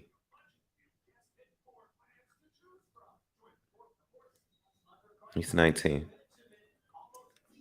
I mean, not for nothing. I mean, if he's only 19 and he's fighting at 135, I mean, he might have to shoot up to 140 soon. You know what I'm saying? I mean, he's gonna be, how many pro fights he got? This is eighth fight. This is ninth fight. Excuse me. This is the ninth. This is his ninth fight. So I mean, he's gonna grow. He'll probably be fighting 140 for in no time. Yeah, yeah, he might be 147 in 4 years. You know, 4 or 5 years, maybe 5 years. But he'll definitely be at 140 at least in that time. But it's still early in the game, man. He still got a lot. He got a lot of work to do. A lot of things to work on. He's good though. He looks good. But he got a lot of things to work on.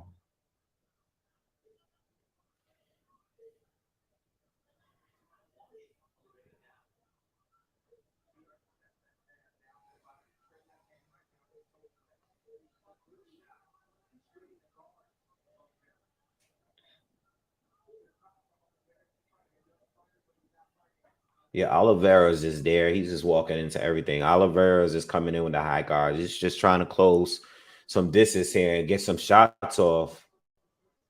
But Oliveira caught him with a few hooks there and there.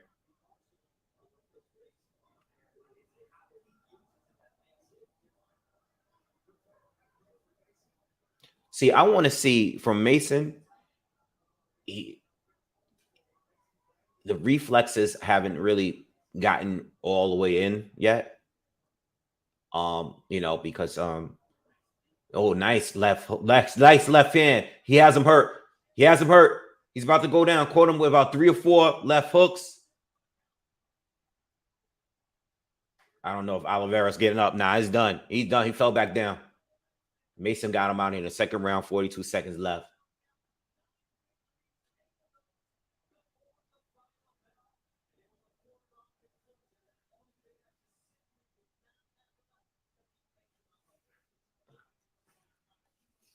Good win. Good win. Good win for the kid, man. 19 years old. Imagine, yo, being 19, you're already on TV. Good win. Good win.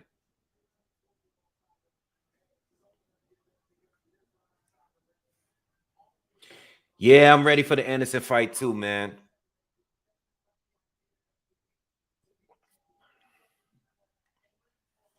Yeah, Anderson, yo, like I was saying earlier, man, Anderson, I feel like the pressure is real for Anderson because he gotta do it. He gotta be it. You know, he already made it this far, and he gotta hold it down because as an American fighter, um, he's the only guy that I could see taking it to the next level. I haven't seen anybody else out of the heavyweights in the American heavyweights. I haven't seen anybody else. I don't think there is anybody else. Everybody else has just looked regular to me, you know? Everybody else has looked regular to me.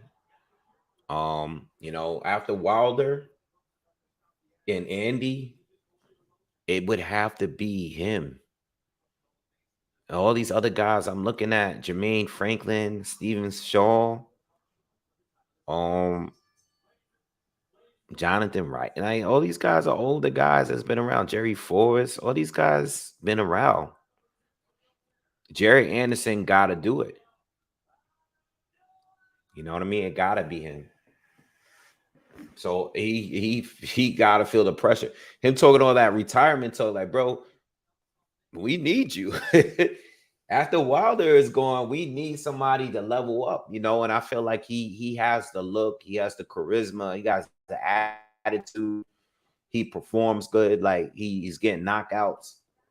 Like, we need a heavyweight like him right now, He can switch.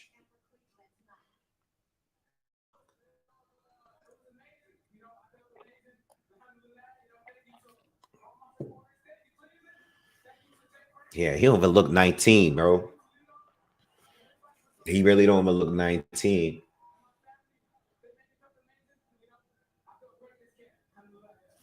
How tall is he? I'm curious. Angel, thank you. I appreciate that. Corrales, fourth round. I'm thinking fourth or later. I'm thinking fourth round or later. So I'm on point with you there. I don't think it's gonna be any earlier than fourth round. All right, but I don't think it's gonna be any later than the eighth. I'm thinking anywhere in between fourth to seventh round, maybe eighth round. What do I think about Zhang? I'm trying to figure out. I don't rate him that high. Like, obviously, I rate him high because of he's coming off his win and all that. I just personally think that Joe Joyce was a great matchup for him, but he doesn't beat all of the other guys the same way. I think Zhang just the matchup was perfect for him. I think that he had the best chance of beating Joe Joyce out of the top guys. I think that was his best shot at beating one of them out of all of the top guys. But I'm not looking past that though. Like, I'm not getting crazy with it. I don't think he beats a lot of other people. I think he still beat him because he just don't have to keep it. He needs to stop some of these guys, and if he can't do it, he does not have the cardio to bang with some of these top heavyweights for 10 to 12 rounds. You know what I mean? I just don't think so. You know what I mean? He's too old. You know, against Joyce was perfect, but Joyce comes straight in. His head is always on the line. He's slow as hell. You know what I mean? And Zhang is a big dude too. Zhang was bigger than Joe Joyce. You know, Joyce has been able to bully all of these guys, but now he fought a good counterpuncher that had a lot of power that only needed 4 or 5 rounds to be sharp. And to be honest, if you look at that Zhang fight, Zhang didn't even throw that many punches. He didn't need to, because every punch he threw landed and he made every punch count. He made every punch count. That's not going to happen with all these other guys. All these guys, he's got to put a little bit more work in. You know, Joyce is very, very durable, but it was going to be a matter of time before he got hurt eventually. You know, we heard he got knocked out in sparring. You know what I mean? We've heard rumors. We've seen him lose, you know, in the amateurs and all that. It was going to happen eventually. But, you know, other fighters wouldn't have stood there and just bombed on Joe Joyce like the way Zhang did. You know what I mean? Yeah, Fury to me is still the best heavyweight right now. You know, but I don't think he's gonna be the best for that long. That's why he needs to hurry up and get in there. And I'm pissed off with him because he's bullshitting with this whole Usyk fight, man. I don't know what the problem is, but he's a phenomenal fighter. I don't support him though.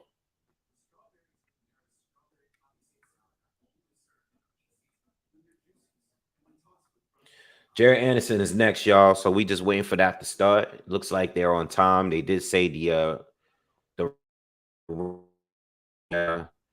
um will be around 11 o'clock. You know, Ev, thank you for the super chat. He says, do I think Brandon can hang with Tio or Ryan? You mean Brandon like Brandon Lee? Which Brandon we talking about? We talked about Brandon Lee at 140.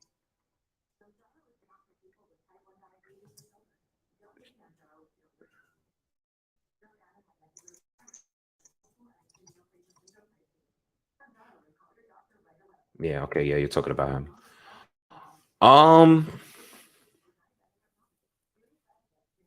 No. Nah. Uh Ryan is tricky. Ryan is tricky because his durability is in question. Brandon, I don't think he has the greatest cardio. You know, I don't think he's the most technically sound or anything like that, but you know, he do got some power. You know, he does have some, you know, he could box. So Ryan maybe, but for Tio, absolutely not. Absolutely not. There's not a Brandon Lee fight that I've seen him and thought like he can hang at that top tier level at 140. You know, I think Ryan is still in question though. I'm still like unsure about him. You know, Ryan still doesn't have a win to me that made me feel like um I'm sure, like, you know, I'm confident in his ability. You know what I mean? He hasn't had that fight yet.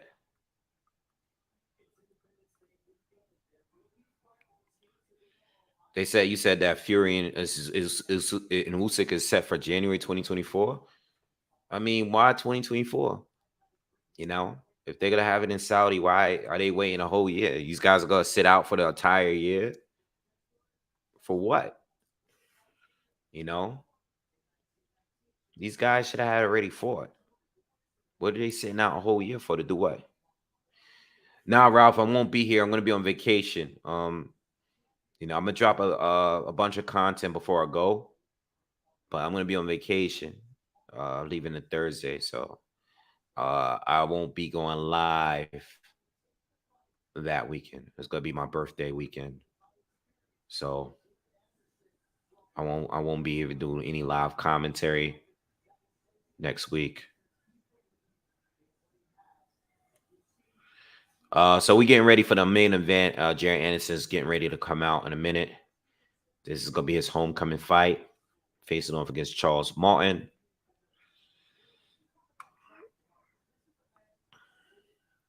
Yeah, I mean, if they fight in January, then there's no reason to talk about them. It's just like, what's the point of even talking about this fight? Should have happened already. It's terrible.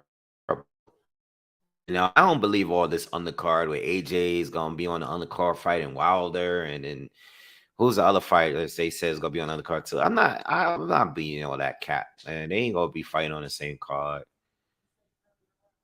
They ain't gonna have enough money to have all four of them on the same card.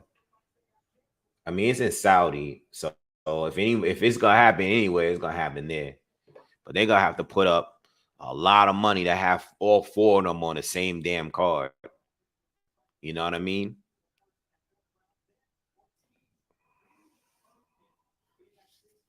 Yeah, this is the first champion that Anderson has fought. That's what I'm saying. This is definitely the best fighter on his resume. Before I would say Jerry Forrest was the best or the most proven.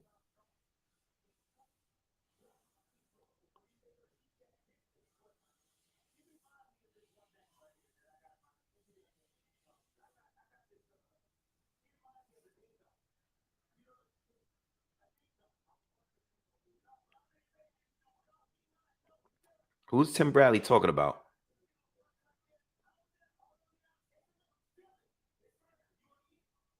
Hey, yo, Tim Bradley is wilding.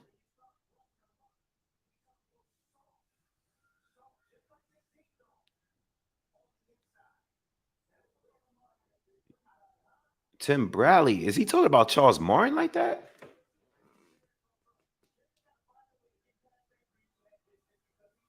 Damn, the way he talking about Charles Martin is a little disrespectful for analysts.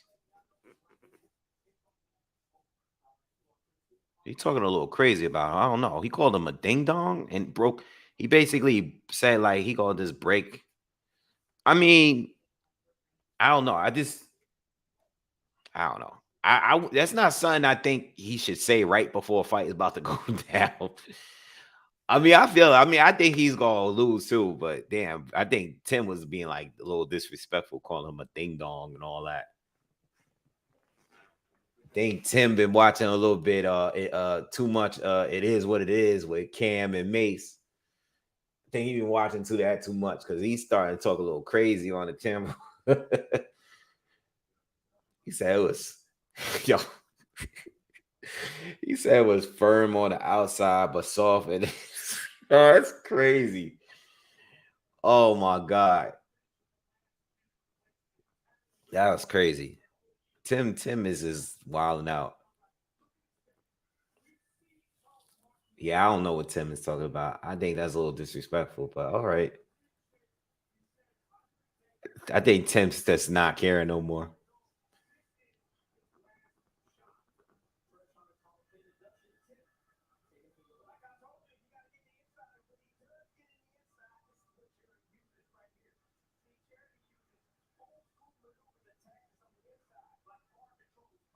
He's saying that Jerry Anson needs to get on the inside. I mean, he's their fighter, so he's gonna they're saying that he needs to get on the inside, use some head control and just like rough him up.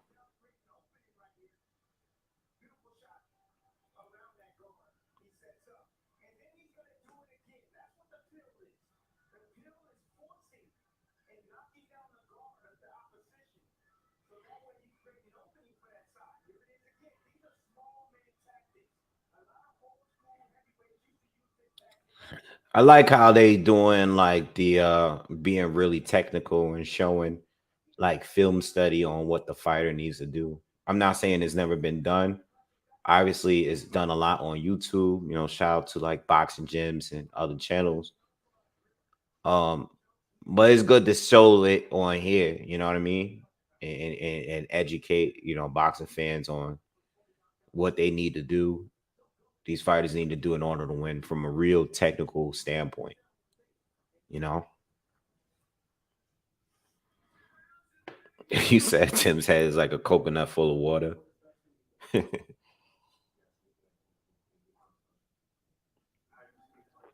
Oh man.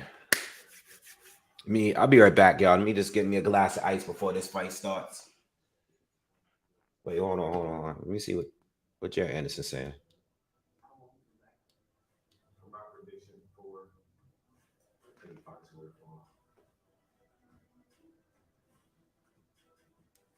Oh, all right. I'll be right back.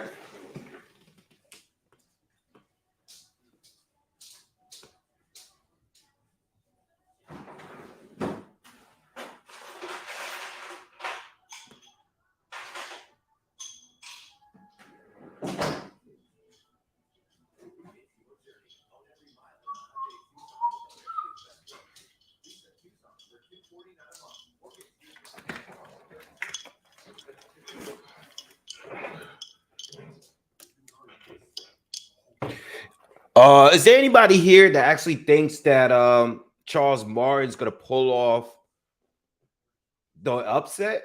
I didn't ask any. I haven't seen anybody leave comments. I know somebody told me not to sleep on Charles, but is there anybody here that thinks that Charles Martin's gonna pull off the upset and possibly say that Jared Anderson is overrated? Is anybody here that feel that way?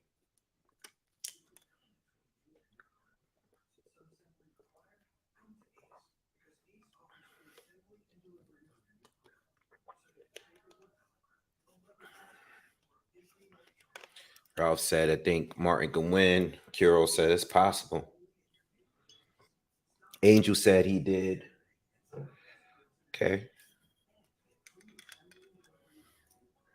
I mean, it wouldn't be the craziest upset I've ever seen for sure, but I mean, of course, it's possible. It's boxing,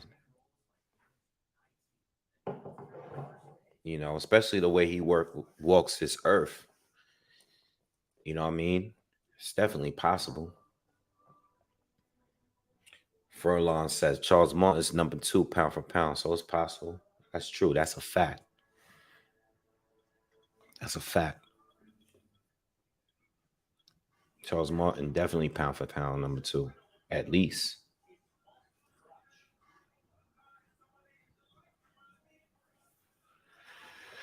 I was thinking on whether or not this will be the first fight that goes a distance.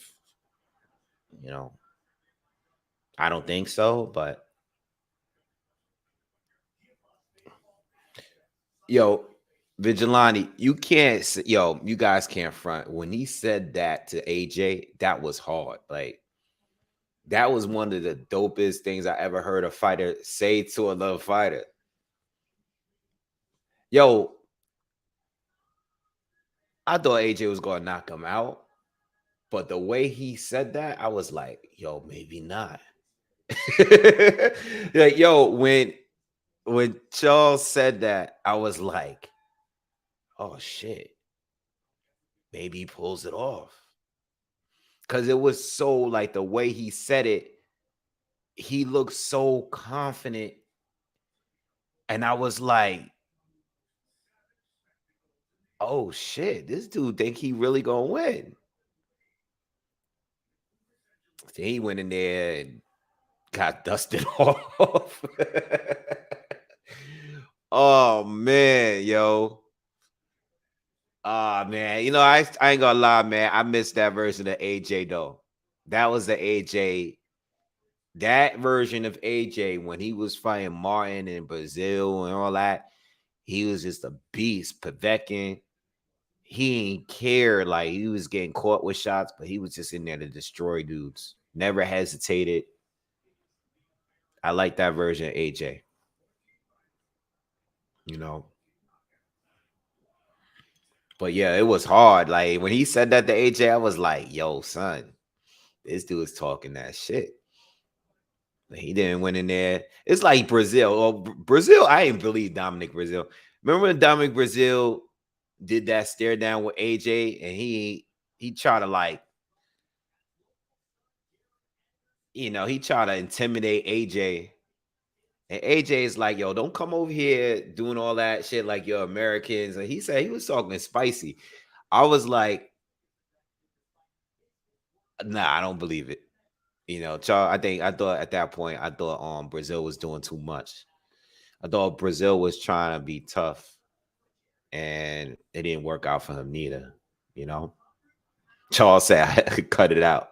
No, I'm dead serious. I'm being funny, obviously. I'm joking around, but when Anderson, I'm sorry, when Charles Martin said that, I thought that was hard. I thought it was dope for him to say that. Too bad he got beaten. He was one of AJ's easiest fights, I think. All right, he stopped him quick. All right, Charles Martin getting ready to do his ring walk now. He got like the army fatigue, uh, I guess outfit on. Damn, Tim Bradley really called him a ding dong for no reason. That was disrespectful. I think Charles Martin's gonna have to see him at that.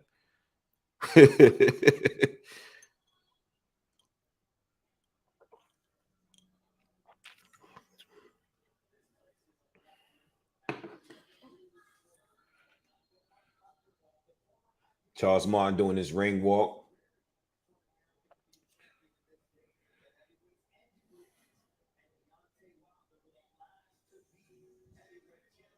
Yeah, cheers, cheers, salute to everybody whoever does that. Salute, cheers to everybody in the chat.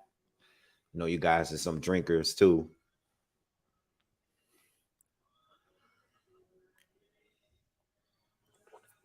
Uh,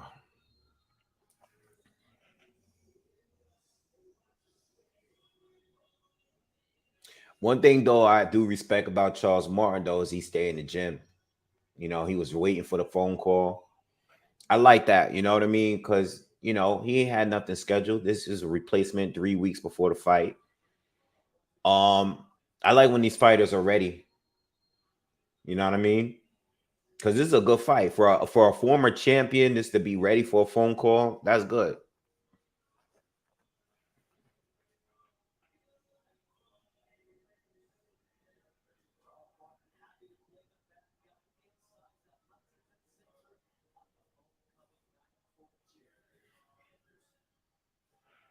All right.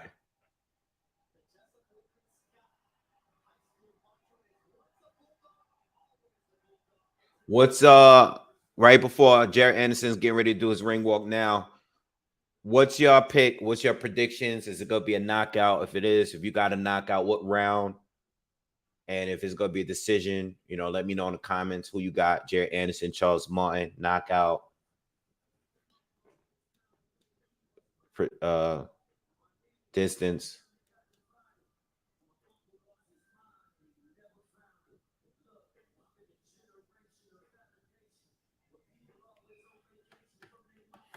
Matter of fact, let me see what the odds. I didn't even check and see.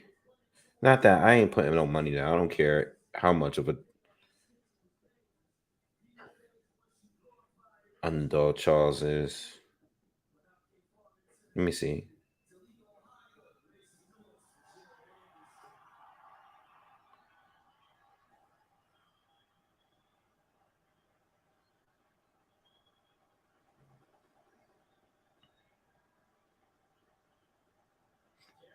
I got Jared Anderson under 8. I think anywhere between 4 and 8. Jared Anderson coming out as a giant bulldog. He coming out as a bulldog mascot. Walking with Shakur Stevenson.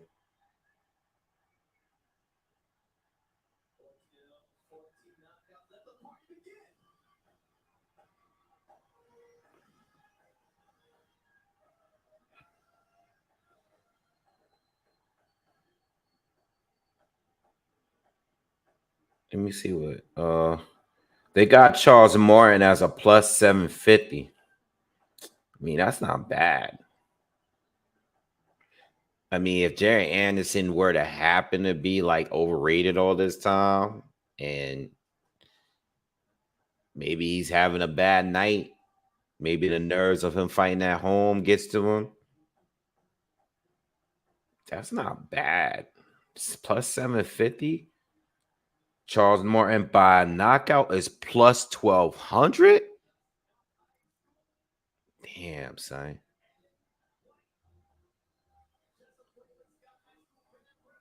Plus 1200. Damn, son.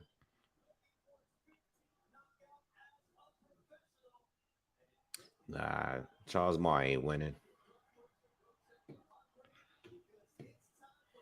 Damn, I'm itching though just to throw like $20 on. I'm thinking about it. Oh man, that plus 1200 is crazy, man. Like we get a crazy ass upset. I just don't see it happening at all, though.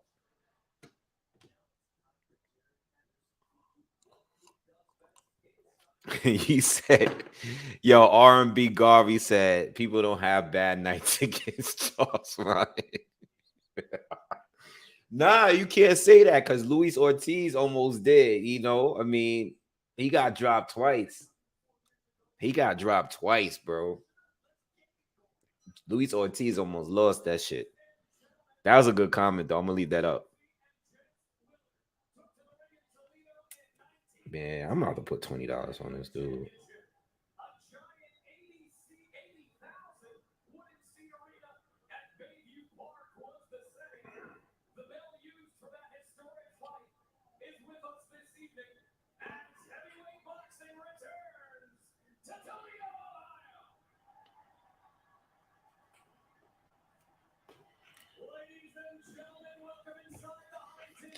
David said, I hope Jared and Charles don't sing the national anthem.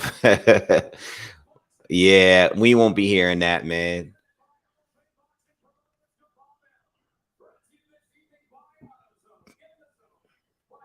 Plus 1200 is crazy.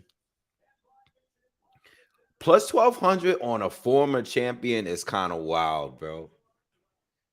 Regardless of how legitimate that championship was, just the fact that he actually held the title and he's fighting like someone that's unproven resume rise at 23 years old. That's kind of wild, bro. Put $20 down, you get 260 back.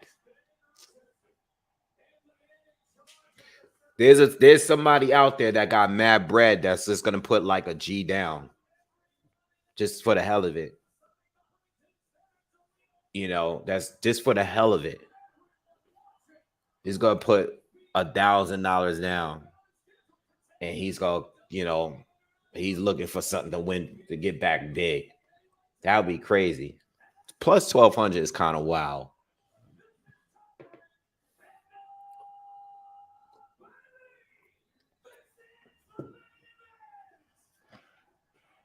This is a fight I would have gone to if it was local.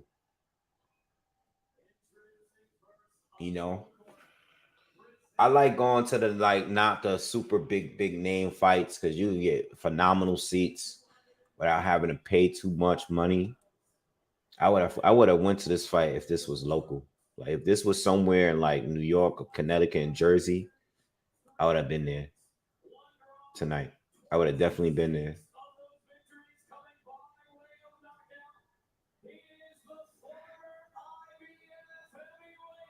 Okay. Damn, my man said people don't have bad nights against Charles Martin. I can't believe you said that. Charles Martin getting so much disrespect. Tim Bradley calling him a ding dong. Damn. Even a betting plus 1200 is disrespectful, bro. Damn. I see like maybe a plus 500, 600 tops. 1200? Damn, they basically saying, yo, the dude got to lay down in order for you to win.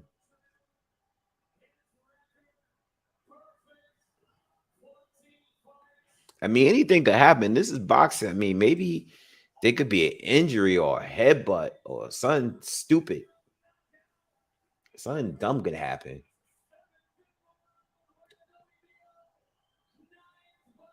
Yo, it's crazy looking at that presser and seeing like Jared Anderson was basically a smallest fighter on that stage. I think he was like 243.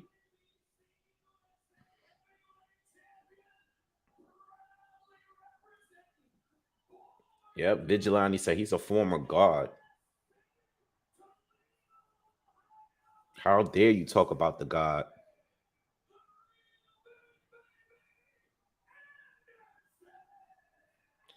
David says Charles improved a ton, says AJ though. Worth a 10 for me, but Jared is unknown here.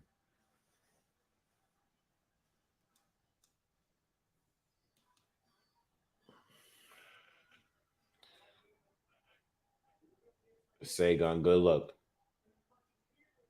All right, here we go. Let's get it. Let me this reboot this real quick because I don't want it to be behind.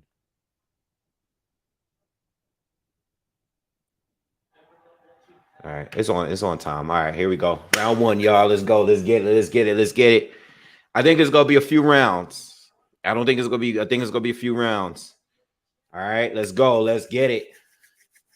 Let's go. Round one. Jerry Anderson comes out as a righty, and he's putting a lot of pressure on Charles Martin early. Charles Martin's a southpaw. Charles Martin catches him with a left to the body.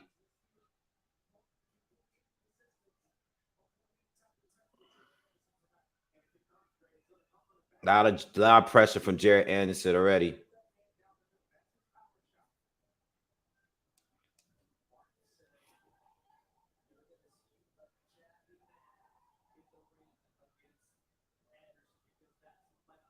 Anderson lands a right to the body. Has Charles Martin fighting on his back foot at the moment. Jared lands a jab to the body. So Jared could switch, but he's currently fighting as a righty while Charles is the southpaw here. So they're just touching each other with the lead hand. Another jab lands to the body for Jared Anderson. Charles shoots the left to the body, but it's blocked.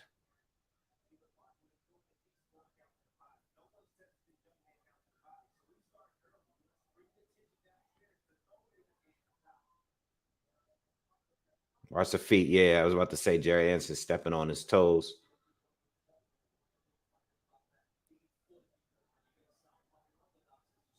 Jared Anderson lands another jab to the body. Jared Anderson lands a right up top. Still has Charles on the back foot. Charles lands a left. A jab to the body. And Jared is already. He's getting very close to Charles already. Very, very aggressive. Jared Anderson so far in this minute left in this first round. So far, it's been a good round for Jared Anderson. Another right lands to the body of Charles Martin.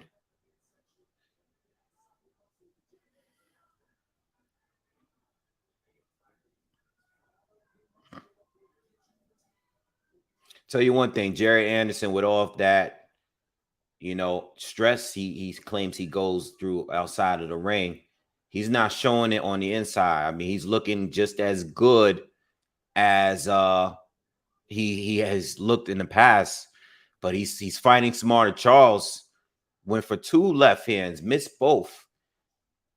Jared Anderson looks smart. He looks sharp, even from a defensive end. He's being Charles caught him with a good left hand, and now there goes the exchange between two. Jared is going after him. Round one done. This is the thing with Jared Anderson. This is just one of very, very, things that I've complained. I don't even want to call it a complaint. When he gets hit with a good shot, he wants to brawl. When he gets hit, like Martin caught him with a good shot when there's about 10 seconds left on the clock. he got caught with a good shot, right? And he backed up for a second. And then after that, Jared Anderson just went nuts and started throwing a bunch of right hands. And against a certain opponent, like a better counter puncher, they would have countered him and moved, and stepped around him. Like a guy like a Frank Sanchez, I was saying earlier. Jared Anderson needs to, once he gets to a certain stage, he needs to let that go. He got to understand that you're going to get caught with a good shot here and there. It's part of boxing. You know what I mean? You can't let your ego get in the way like that and make you start. You was fighting perfect all round until that very moment he got caught with a good shot, and then he just started fighting reckless.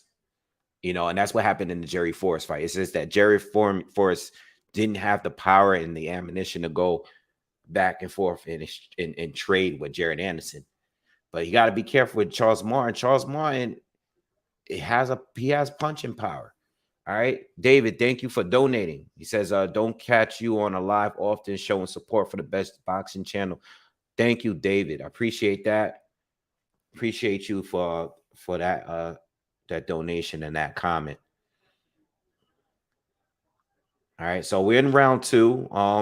Slow. Oh, nice left hook lands for Jared Anderson. Mostly slow round until that point. Charles throws a very wide, wild left hand that misses by a mile in response to Jared Anderson landing that good shot. But I like this. I like Jared Anderson like this, being smart, not just lunging in, recklessly trying to get the work for the knockout, buddy. Like at some point, you just can't just recklessly throw bombs and try to trade with everybody. I like the approach he's taken so far in this fight. Halfway through the second round, so far, a Jared Anderson round. Haven't gotten much from Charles this round yet, but Jared is still putting pressure on him. Jared still has him fight on his back foot every moment in this fight. All right, and I like the reflexes. Another left hook lands, and those left hooks is getting to that one actually looked like it hurt Charles, and he lands a combination. Jared Anderson is landing a combination on Charles. I want to say Charles has been buzzed maybe by 1 or 2 of those shots, but he hasn't been hurt yet. All right, but I can see the left eye swelling a little bit, just a little bit. I think some of those shots definitely buzzed him. Okay. All right, we have 40 seconds left in the second round. Anderson lands another right to the body. It's been all round Anderson, better round from the first round. And it's been all Anderson. He's been dominant this round, landing combinations, landing some big shots here. Another left hook lands. He's been on the money, and I think that right hand to the body hurt Martin a little bit, just the way he reacted to that shot landing. 15 seconds to go on the clock in the second round here. Charles finally lands a short left hand, but Charles has been dominated this round. Better than we've seen anyone does since AJ. Big round for Jared Anderson. Big round. Landed some good combos, landed some big bombs there. All right. 2-0 for Jared Anderson.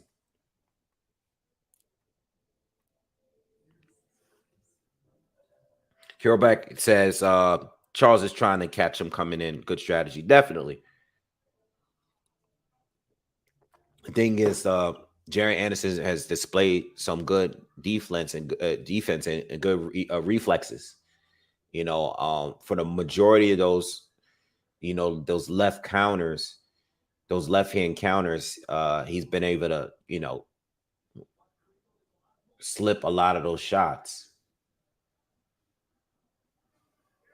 All right, Jared Anderson is already standing up, ready for the next round.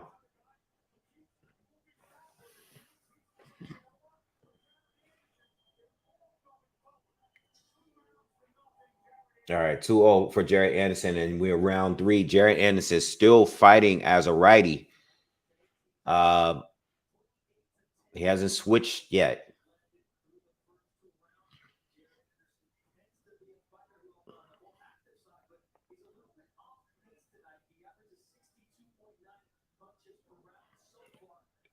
Jared catches him with a right to the body. Martin lands a left to the body. I like the feints from Jared Anderson. Jared catches him with another left hook.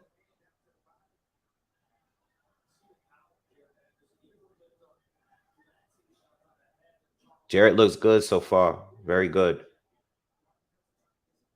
Very high level. Like the pressure. A lot of intelligence here. Speed.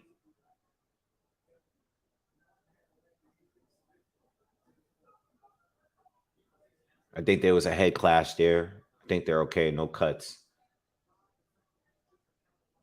About minute and 45 seconds left in the third round. I have it 2-0. Please, by the way, please, I haven't said it yet. Smash that like button if you haven't. Hit the thumbs up for me. If you haven't, if you've been here, hit the thumbs up. And if you are new, subscribe. Hit that subscribe button for me. Wild, another left hand that Jared Anderson just backs up and makes Charles Martin miss. Like the reflex, man. He's been able to like lean back and just make Charles miss a lot of those left hands. Charles did catch him with one just there, though. Short left hand.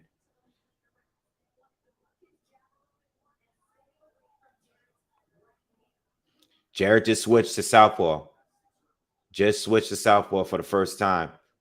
Now he's starting to throw more jabs to the body. Now he's throwing more jabs. Right away, he switches, and then he started with about 5 or 6 jabs.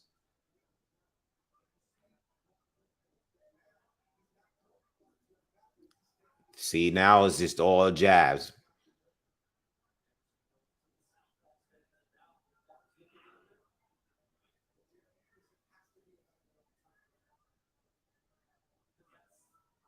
Let's see what he could do as a southpaw here. Nice left hand lands for Martin. Jared still fighting as a southpaw. Being a little bit more aggressive. Oh! Jared Anderson throws a left hand. Martin tries to counter it, but Jared counters him with a right hand over the top, and Martin goes down. What's going on? Why is the ref breaking it up? Oh, that was the end of the round. I'm sorry, my bad. I didn't even realize that was close. Oh, wow. Wow, goddamn. I did not see that coming. I saw the counter from Martin, but his counter got countered. Jared Anderson just switched to southpaw and dropped him. As good as he was doing fighting as a rowdy. Yeah, Jared Anderson came in. Yeah, he threw the left hand, slipped the counter from Martin. Martin tried to throw a right hand, and Jared Anderson threw a right hook and dropped him hard. That was nice. That was good. And that was Martin's best round so far. That was Martin's best round. But as soon as Jared went over to a southpaw, started to change. There's a lot of people that could switch, but he looks very comfortable in both stances. Very, very comfortable. And you saw the change in his game as soon as he switched. But he's coming back out as a righty now. Okay, now he's coming back fighting as an orthodox fighter.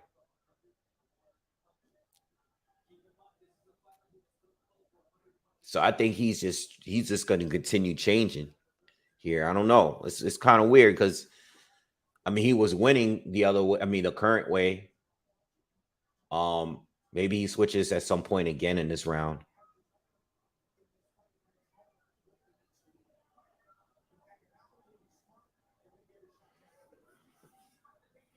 We're in the fourth round, y'all. I'm sorry, we're just getting in there.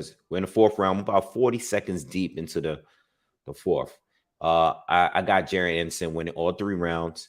Third round was pretty competitive, but Jared Anderson drops Charles Martin in the end of the third, ending the round with that knockdown. So we're in the fourth now.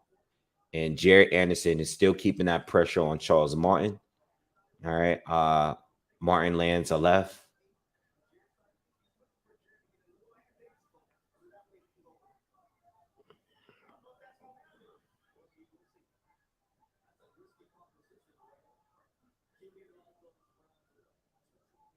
All right, we're almost about halfway through the fourth. Not much action yet in this fourth. It's been quiet round. But Jared is still putting on the pressure. Oh, Martin caught him with a straight left again. Thought he was slipping a little bit. And Martin caught him with a left.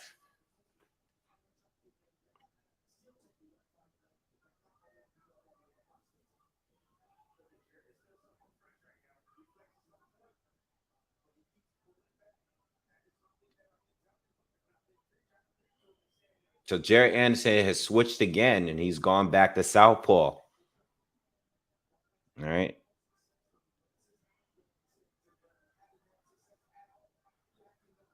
Putting the pressure, keeping that pressure on Charles.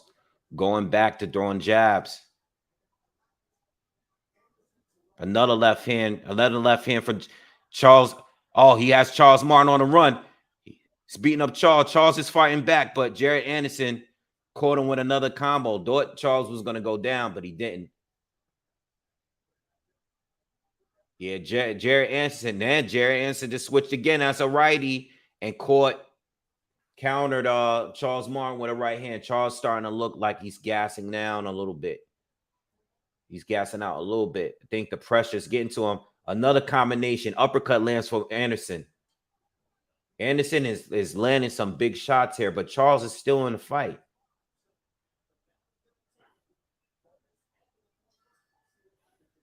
Big round for Anderson again.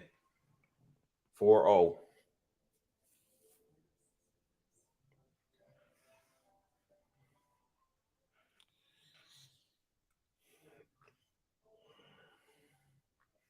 you guys saying? Evie says too easy. Trey says Martin losing every round. Young says Anderson toying with him. Miss Key, what's up? KO coming up. Mad Christ says, call me crazy, but I wouldn't mind seeing Big Baby Gerald Miller against either one of those two. I wouldn't mind seeing that, I guess. But Billy C says Martin's starting to land more and more. Oh, this was earlier in the round. Okay, I got it.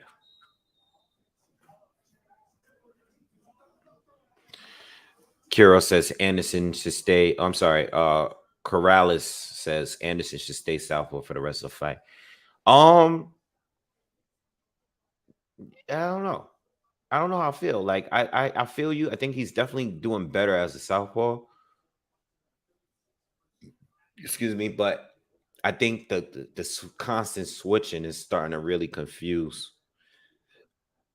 I think at this point Anderson is just displaying everything he can do, and I think he's just giving his hometown a show by switching and showing the different angles. But I think at this point we're in the fifth round. I think at this point, I still think Charles he's in the fight until it's over. So he have to be careful because he's looking like he's a little, hopefully he doesn't get overconfident. It's still a fight, and Charles Martin is still in there. Charles Martin caught him with a 1-2. You got to be careful. Now Anderson reacted with a right hand counter, but still, Charles Martin is still in this fight. It's not over until it's over. You know what I mean?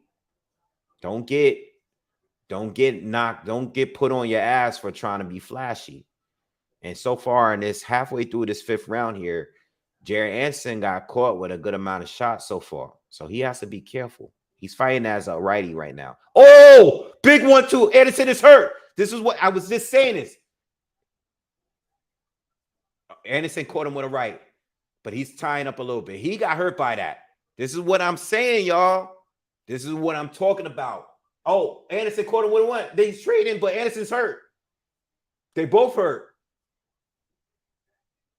All right, see, I don't know, man. Anderson's starting to fight reckless now. This is what I mean. Charles caught him with another left hand. See, this is what I mean by this kid. Oh, another big left hand. Yo, what is happening? Anderson locked him up and just looked at the clock just now. He's hurt. He's hurt. He's still hurt, y'all. He's still hurt, y'all. He's still hurt. He's playing it off, but he's hurt. I can see it in his legs. I just said it before it happened. I just said it. He needs to recover. He needs to recover and get back on his game. He needs to recover. He was showboating too much. Oh, another shot. Yo, he's still hurt. Yo, Charles is going to put him away, man. Oh, my God. This is driving me crazy, man. Oh, my God. Oh, round is done. Thank God this round is done. Oh, my God. Oh, my God, yo. I don't want the money. I don't want the money. I don't want the money. I don't want Jared Anderson losing this fight. I thought he was going to lose. Charles Martin, even with the knockdown, was never as hurt as this guy just now in this round. I don't even want that money. I don't want that money. That was crazy. That guy got hurt about 4 or 5 times. No, he was hurt the whole round. Oh, man, I don't even want that money, bro. Please, don't let this kid lose tonight. Oh, my God, man. Oh, man. That was let me tell you something.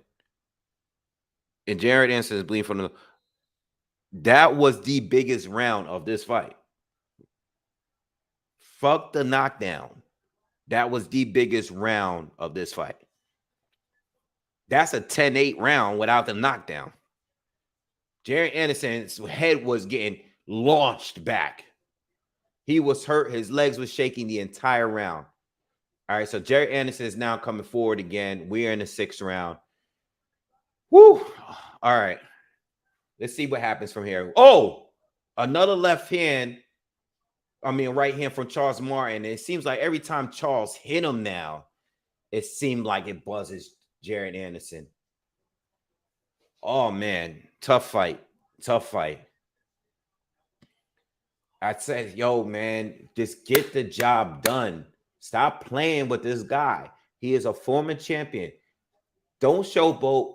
Just when you get caught with a good shot, stop just fighting reckless. Every time he gets caught with a good shot, back up, shake it off, and just keep it going. Stop trying to go to war. This guy's a former champion. Don't play. Don't play with him, man. This guy clearly can hurt you.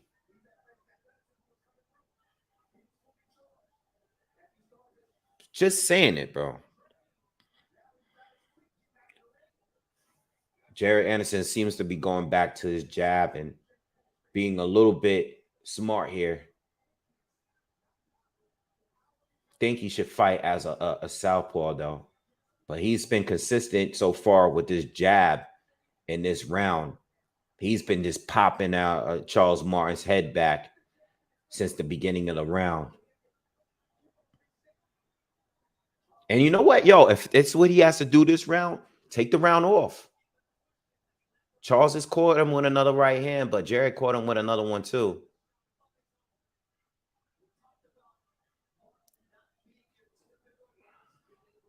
Damn, this turned into a fight, man.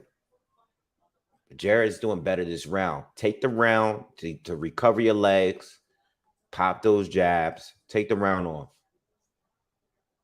Everybody's on their feet. I'm telling you right now, I'm looking in the crowd. Everybody is looking like how they was feeling when AJ was fighting Andy Ruiz. I can tell. I'm looking in the crowd. Them people are concerned out there. He's winning this round, though. He's definitely winning this round against Charles. Oh, he caught him with a nice 1-2. Nice 1-2 from Anderson.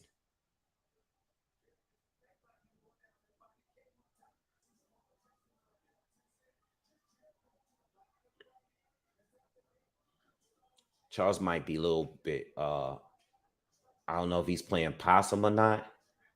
because his body language looked like he's tired.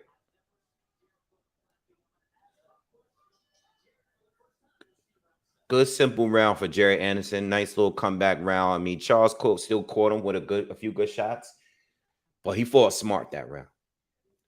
I don't know if Martin is just playing gassed or he looks gassed though. He definitely looks gassed. Yeah, Billy, I got a 5-1. Whoa, man, listen, y'all had me feeling like AJ in the Garden when he fought Andy Ruiz. That's how I was feeling just now. I was like, wait, whoa, wait a minute. I know I put money down on Charles just in case, he ends up getting an upset, but I don't want that money. I don't want that. I don't want that to happen. They could keep that money. Just I want Jared Anderson to be the future, and he has the talent. He has the talent to do it, but like I said, he let his ego get in the way sometime, man. He needs to just focus on winning, being smart. This ain't no street fight. You get caught with a good shot, you don't just start brawling, man. This ain't Jerry Force. The round started, but they now to remove the tape off Jerry Glove, so they on timeout right now. We're in the 7th round. If you're just joining us, please, if you haven't already, please smash the thumbs up for me. All right, subscribe if you are new. All right, the fight's back on 7th round. Jared Anderson. I gave every round to Jared Anderson except the 5th. Charles Martin definitely won the 5th. I mean, if I was a scoring man, I would score it at 10. I mean, that was a dominant round from Charles Martin. The amount of times he hurt him continuously, even though there wasn't no knockdown. But Jared Anderson seems to getting it together. He's back to fighting smart. He's back to fighting like he was in the earlier rounds. Charles started to look like a little gassed in the last round, but he's in the fight still. He's still in the fight until it's over. Oh, by the way, y'all, I just realized that this fight is a 10-rounder. Okay, this is a 10-rounder. Now, Jared Anderson has not gone the distance. He has not gone the distance yet. He's stopped every opponent. I think he hasn't gone past 6 rounds. So this is the first time he's gone to 7th round. So it's good that he's getting the rounds in, but it was crazy seeing him hurt like that. Oh, big left hand to the body that lands, scores for Charles Martin. Definitely bothered Jared a little bit. See, this is what I'm saying. Charles is a vet because he looks like he's gassed and he's tired. But every once in a while, he'll throw a shot that has something behind that shot. You can tell, like he's being sneaky. He's acting like he's done, but he's still in this fight. He could still punch. Jared's still outworking him this round, though. But he's another left, and then another left lands for Jared. Charles Martin's been taking the power, though, y'all. I tell you, I might not be saying much, but Charles Martin, he's been taking these big, clean right hands from Jared Anderson. He got dropped once, but he's been taking some big shots from Anderson to the body and everything. You know what I mean? Anderson been landing combos. He just landed another combo. And Charles is still in this fight. For a guy that got dropped by AJ, for a guy that got dropped by Louis T, stopped by him, he's been taking the power well from Jared Anderson. He just seems to get outworked here. Another good jab from Jared Anderson. Good round for Jared Anderson. Looks like good round. He ends the round with landing another combo. And we're going to go to the 8th. What do you guys think in the comments? What do you guys think? Eddie says Martin is doing all right for being a late replacement. Well, he's surviving, and he is. He's surviving and he's landing some good shots. He's been a good test. He's clearly the best fighter that Jerry Anderson has faced, and I think we all said that before the fight started. Um, but he's showing durability too. You know, a lot of you guys had it earlier than this. I predicted anywhere between the fourth and the eighth rounds. No earlier than the fourth, no later than the eighth. We're going into the eighth now, so we'll see. Uh, but this might be a one that goes the distance. And for Anderson's sake, hopefully he doesn't get reckless and desperate in trying to get a knockout and gets carried away and gets caught with a good shot. Jerry Anderson has shown to me that he is a very good boxer. He's he has a lot of he has a lot of tools. But I think here is the biggest problem here. And I think when you're winning a fight a certain way, stick to your game plan. I think he wants to be flashy. I think he wants to excite the crowd. And I get that. He wants to entertain us, but it's about winning, bro. And he almost lost in that fifth round. All right, but we're in the eighth. He switched to southpaw early in the round. All right, so he's fighting as a southpaw now. All right, nice little counter left hand. Nice right hand to the body. Nice right hand from Charles Martin that landed. All right, Charles Martin landed a couple of shots in that exchange with Jerry Anderson. Charles is back to using his jab. Charles is backing up Jared Anderson now. Okay, Charles is still in the fight, y'all. We got 3 rounds. We got 2 more rounds after this, and Charles is still in the fight.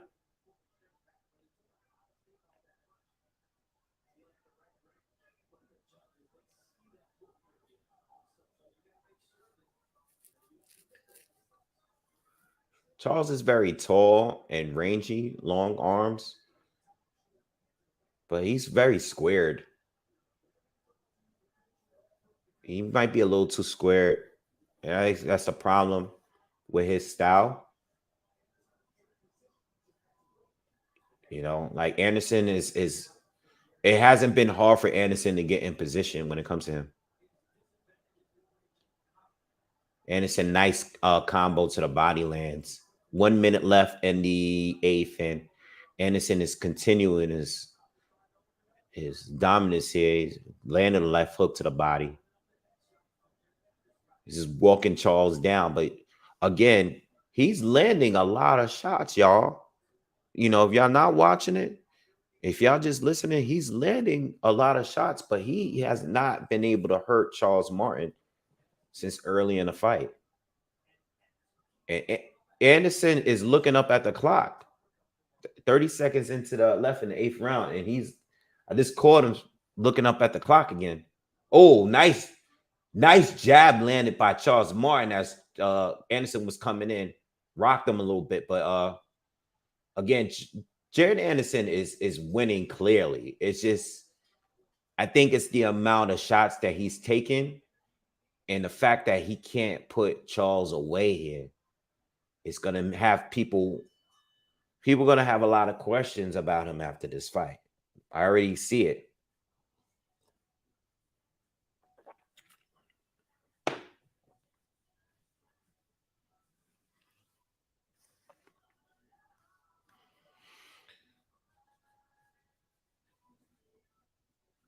Yeah, Martin is eating his punches, and we see Martin hurt. He's eating these punches a lot. I didn't. Billy is giving that to one to Martin. I still think. I still think Anderson did enough to pull off the round. All right, one of the decent rounds for Martin, but I still think Anderson did much more on that round.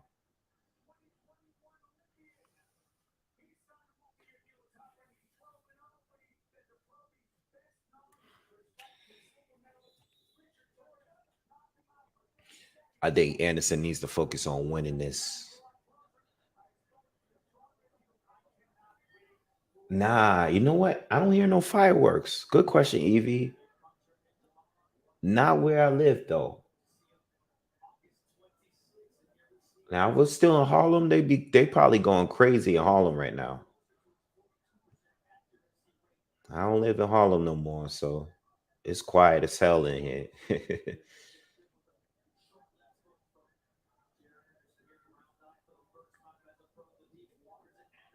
Where you at, Evie? We're in the knife, y'all. 30 seconds in. Charles Martin's having a good start here, y'all. Nice jabs. Nice left hands landed from Charles Martin. He looks focused. He looks fresh here this round. Like Charles Martin so far. He's having a good round. Nice counter left hand from Anderson. Backed up Charles a little bit. Now Anderson's coming back forward.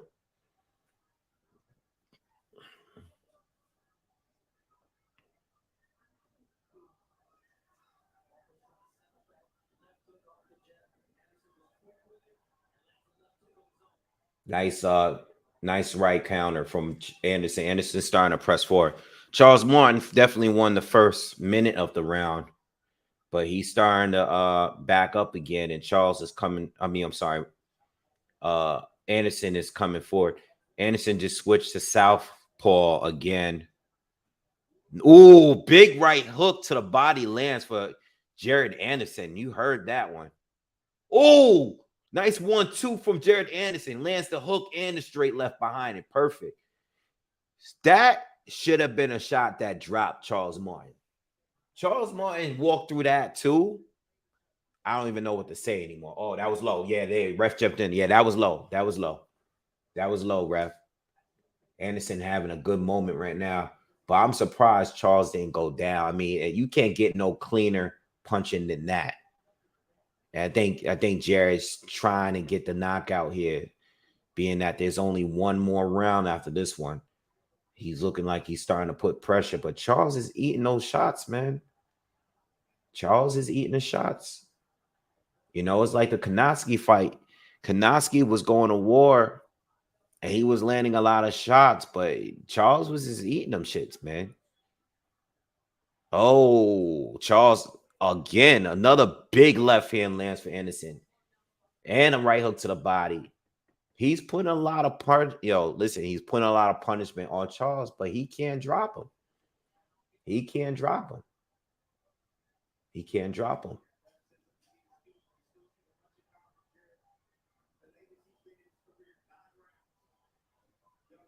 This dude is just tough. Charles landed a big left hand at the end of the round. All right. Nice big left hand lands for Charles. He's still in.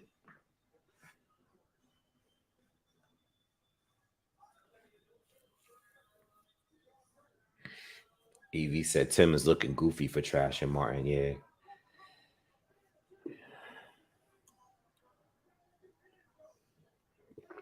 Oh man. Good fight, man. Much better than I thought it would be. Very ended up turning out to be a good fight. You know, I mean, Anderson clearly winning majority of these rounds, but it ended up being all right. Like this is a good fight. You know what I mean? Um, I mean, it happens, man.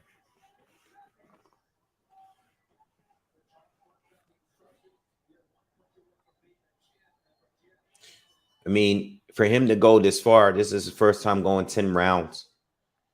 I think Anderson slowed down some, but I think he still has a very, very good work rate. You know what I mean? I wouldn't say cardio is his issue. I think his ego is his issue. His defense could be tightened up a little bit for sure, but I think the ego, you know, he got to be smarter, you know, defensively.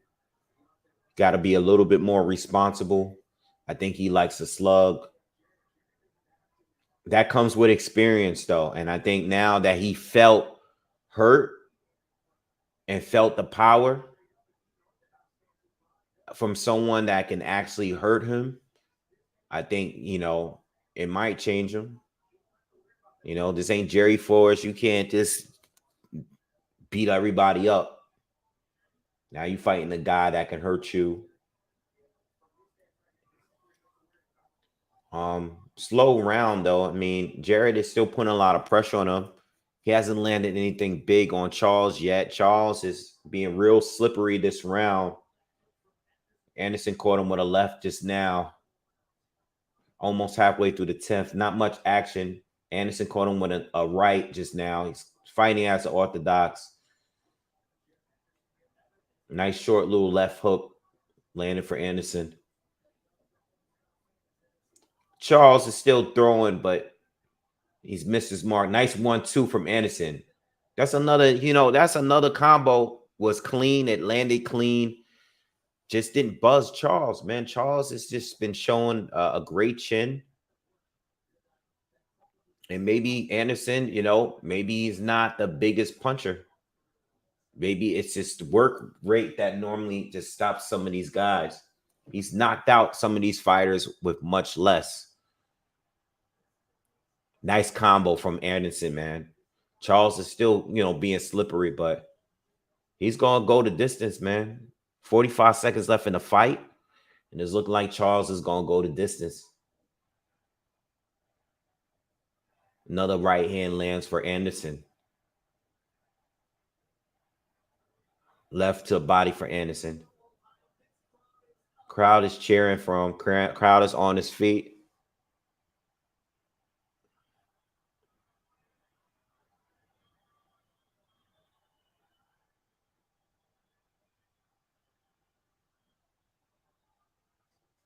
Ten seconds left.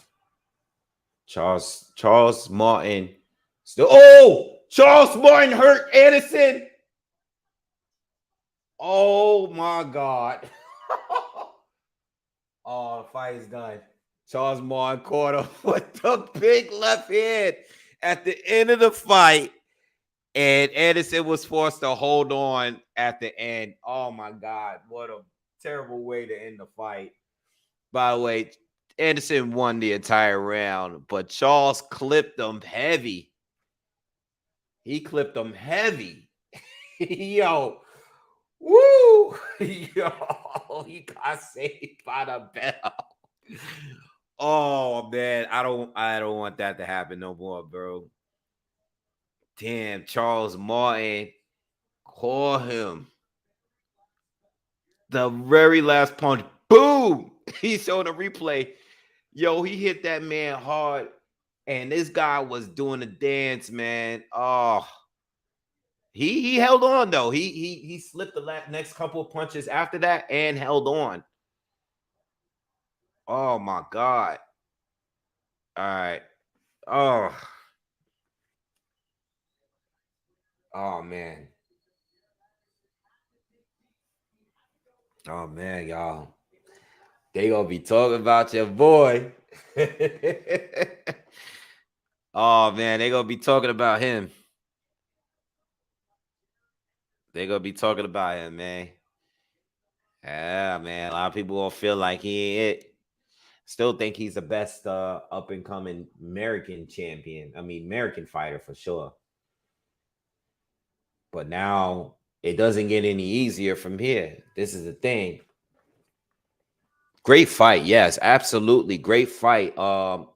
Great fight, y'all. Great fight, Josh. It doesn't get any easier from here, though. This is what I mean. I do think he still beats some of the guys that I named earlier. I think the lowest, I think the best, what was that called? I think the best fighter, the highest rated fighter that I think Jared Anderson can beat is Dillian White. I still believe he can beat Dillian White, even with this performance. I still think he can beat Joseph Parker. I do believe that he can win against Joseph Parker. But he's not knocking these guys out. He's not going to be knocking some of these guys out. You know what I mean? I still think he could beat some of these guys, but when it comes to you guys were asking me about AJ. Somebody was saying here earlier he beats AJ and Wilder right now. That's why this is exactly why I said let's see how he looks here. Because AJ was able to dust Charles Martin off like it was nothing. And I do think Charles Martin improved since that fight, but still, got to give credit where it's due. You know what I mean? You gotta give him credit where it's due. You know what I mean? Yeah, I think he does beat Kevin. What's up, Kev? What's good? What's good? What's good, Chad? I think he do beat Hellenius. I think he beats Hellenius. You know what I mean? Hellenius is a good fight though. That's another good fight. Hellenius is around Charles Martin level, so that would be a good fight. I still think he beats this guy that was just on here, Arslanbek. I still think he beats him. All right, but what it's not going to get any easier. And now you're not going to be able to stop everybody. Now that's out the bag. Like it's like Edgar Berlanga. You know what I mean? Edgar Berlanga won all these fights where he's knocking these guys out in the first round, and then he fought a real boxer, and then he ended up going the distance. And now he dropping guys, biting them, and all that. Like, or getting dropped. Yo, that whole I'm knocking everybody out that I fight, that's done. That streak is done. Is done. That's over. That knockout streak is done. So now you have to rely on your skills, bro. You have to rely on your skills. You could still be pressuring guys, but now you got to rely on your skills because now people know that they can hurt you. They can hurt you. So all you guys that was saying that he beats Wilder right now, no. Wilder landed that same hand, that same right hand that this guy was landing. He's putting Jerry Anderson to sleep. He's gonna put him to sleep, bro. That's not gonna. That fight never gonna happen. He will put him to sleep. All right. Some of these guys with more experience, you know what I'm saying, a little bit more power. I don't like those top 4 or 5 guys right now. But some of those guys that's underneath that, I think he beats some of them. I think he beats White. I think he can beat Joseph Parker. You know, Joseph Parker's problem is not his ability. Joseph Parker is just don't have the killer instinct he needs to have. I've been covering him since the beginning, since he was a prospect. Joseph Parker had. I think Martin should get like 2 rounds, 3 tops. All right, but I probably gave Martin like 1 or 2 rounds. 99.90.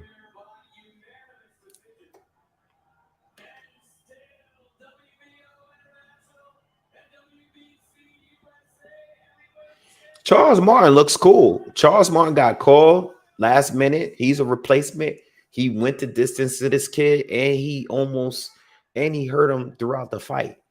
Charles Martin don't even look mad at the scorecard. He already knew what it was.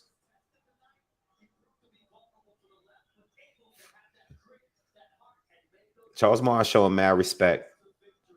Charles Martin going home feeling good, like, my man, I clipped you mad times. Of course he had it. I think the 5th round was the round I gave to Charles. Even that round, like that 10th round, I can't give that to Charles. Charles lost the entire round. Charles won the last 5 seconds of the round. I can't give him that round. He hurt him, but it was a great fight, by the way. I love the fight. Everybody. I still think he beats Daniel Dubois. They both gonna get hurt at any time, but I think Jerry Anderson is a way better boxer than Daniel Dubois. You know what I mean? I just think that the Daniel Dubois fight, if they were to fight each other, that cannot go past like 3 or 4 rounds. That is no way that fight, because you got a collision course here. One of those guys, Anderson don't back up, and neither does Dubois. So whoever gets clipped first, it's over. That fight would be a great fight, but I would pick Anderson. I'm still standing my ground on who I picked, but some of those guys that you guys named in the top 5, and like guys like Frank Sanchez, no, don't put him in there with those dudes.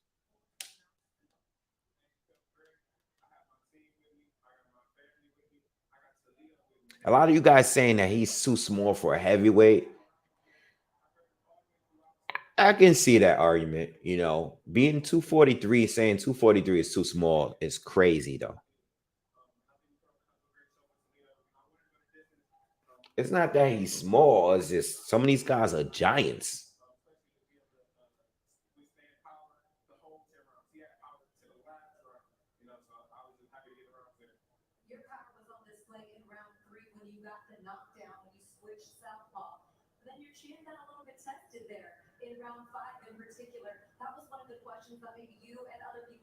Mm-hmm.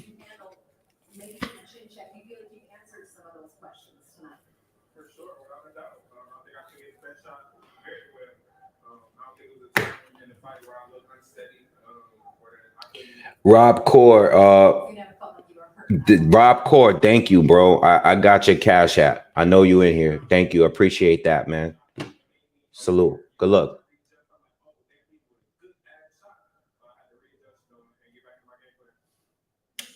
Yeah, saying 243 is too small. So I don't think he's too small. You know what I mean? Usyk. Look out. You know what I mean? Like, there's smaller guys out there. You just gotta have the skills to do what you gotta do.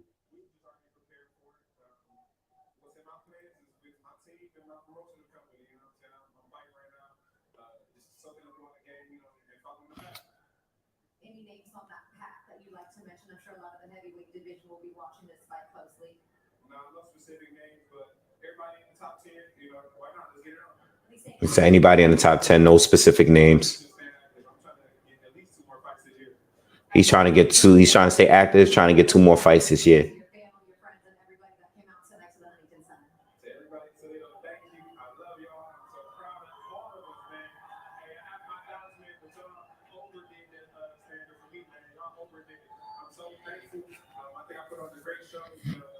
Rocket, no, absolutely not.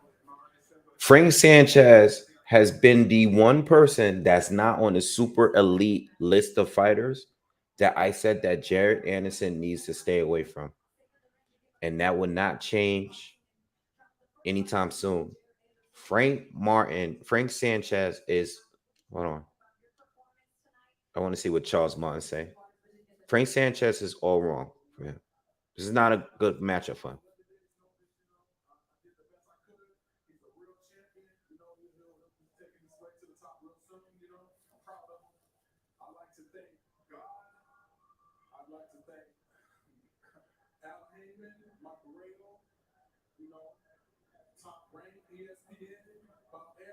He said he's good. He's gonna be a champ. He fought like a champ, and he respects. So he's just showing much love to Jared Anderson, and he thank Al Hammond.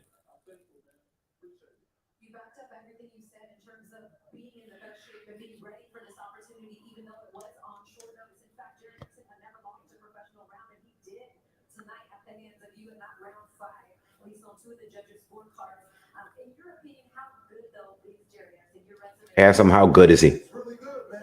He's a crafty boxer.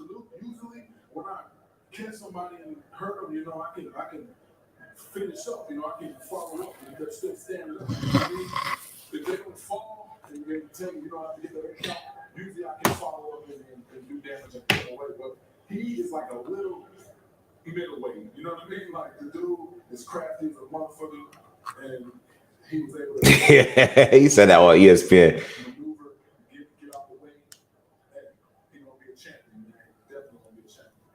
What's next for you, Charles? What's next for you? I know you said every fight at this point is like, go back to the house, man, and go back to the drawing boards, go back see my twins, see my kids, you know what I'm saying? I'm still a father at the end of the day, so I'm just happy to be healthy and able to go back home, make it home. Good fight, though. Very good fight.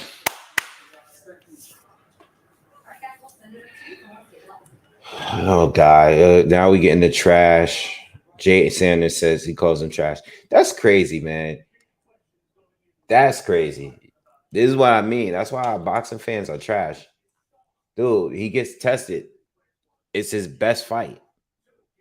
All right. You know what the problem is? You know where it starts? It starts by this is what happens. You beat Jerry Forrest, and people start saying you can beat Wilder, Joshua,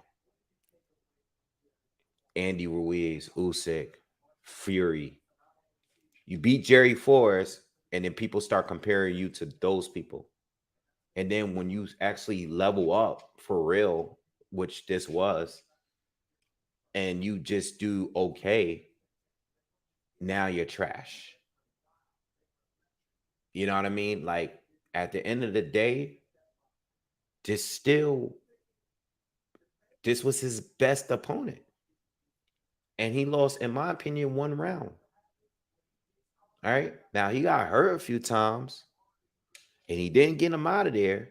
But y'all talk, yo, he's no Edgar Berlanga. Edgar Berlanga was overrated in the point where, like, in a sense where, like, yo, you knocked out 16 guys in the first round. As soon as they put you in there with someone decent, you go on life and death with them. You know what I mean? That's totally different. Charles Martin is a former champion. You can't call him trash for beating. Like, come on, like y'all, you doing too much, bro. Mike Jones, thank you for the donation. Says F.A. Jogba, Ortiz, or Sanchez for Anderson. No going backwards. Hell, Stavern. Nah, no more. Don't say Stavern, bro. It's over for Stavern, man. Like for real. Stavern is a step down. Like, nah. You know what I mean? Um, I think there's other process. I like the other prospects. Jalalov. I like my man. This guy Arslanbek was on the same card. Put him in a fight with him. You know what I mean? Let these two guys that's undefeated battle it out. Let them go in the ring and fight. You know, this guy is good. This guy is good. All right. I don't think he has the one punch knockout power. But everything else that even the flaws in his game, he showed tonight. Everything that I said before the fight started, his ego, sometimes he get caught with a good shot and he goes to war. I said that in the very first round to you guys. That has been my issue with him since day one. I said that he cannot continue to do that as he steps up in opposition because the real dudes at the top of this division is going to counter you and hit you with something so hard that you're going to get knocked out. You know what I mean? So he gets triggered. My issues with him is he gets triggered by the big shots that land. And obviously he work on his defense a little bit. And I know now that his power is as good as it is at the top tier level. Charles Morin wasn't phased by some of the punches he landed that he knocked other people out with. Charles Martin ate a lot of those shots, man. But it seemed like every time Charles Martin hit him with a big shot, this guy started having noodle legs and stuff like that. So what I'm saying is it's only going to get tougher from here on. You know what I mean? It's going to get tougher from here on. But you know what? Now you're going to be forced to resort into your talent and not just your power. You know what I mean? But I don't want to like call him trash and all this. Like, nah, man. I mean, he's the best fighter we got right now outside of Wilder and Ruiz. I'm talking about Americans. He's the best we got. He's the best we got. He's the best we got.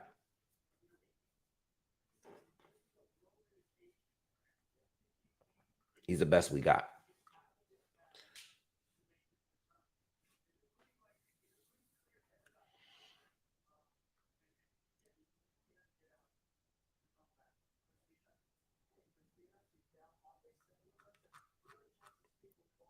I don't think FA Jabba beat him. Y'all crazy. FA Jabba's not beat him.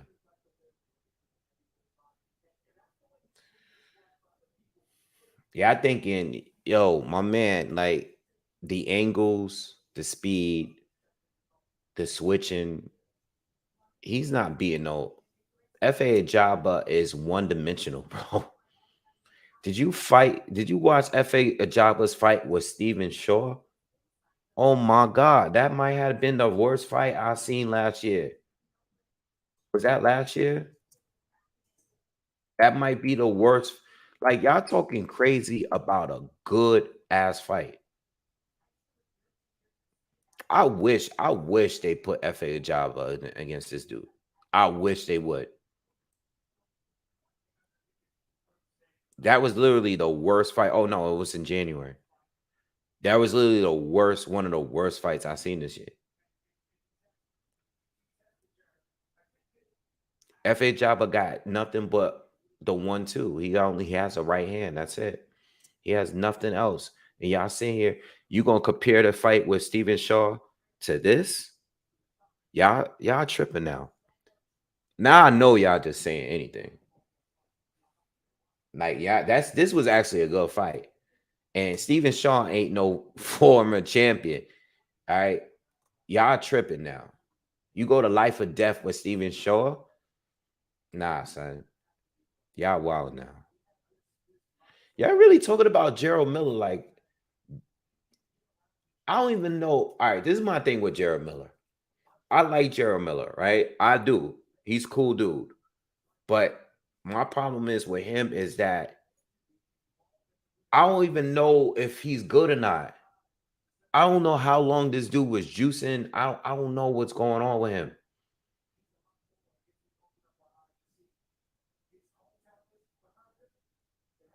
King KO, get out of here with that trash. I never said that. Please get out of here. I didn't say that. You must have showed up because I didn't say that. Gerald Miller, like,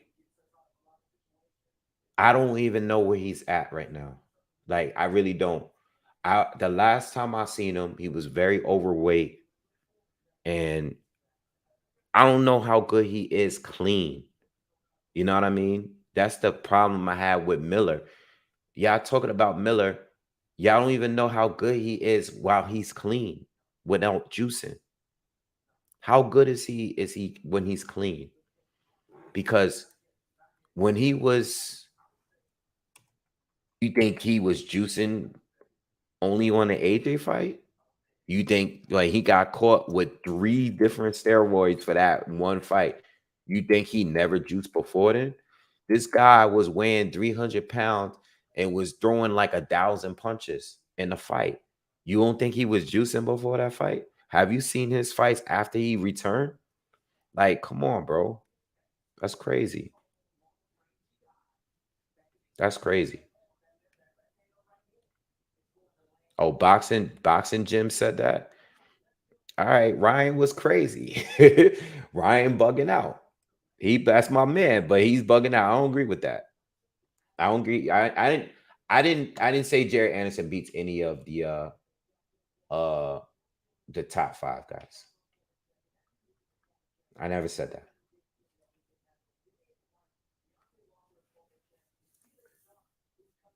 Yeah, King gotta relax. Uh yeah, y'all. I don't know. I don't, you know what? It's not that I don't want the big baby Miller fight because they could fight over the big baby thing.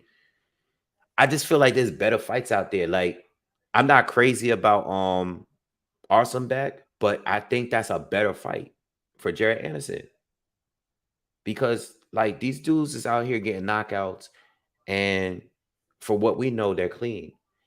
Miller tested dirty for Joshua and tested dirty after he got suspended again.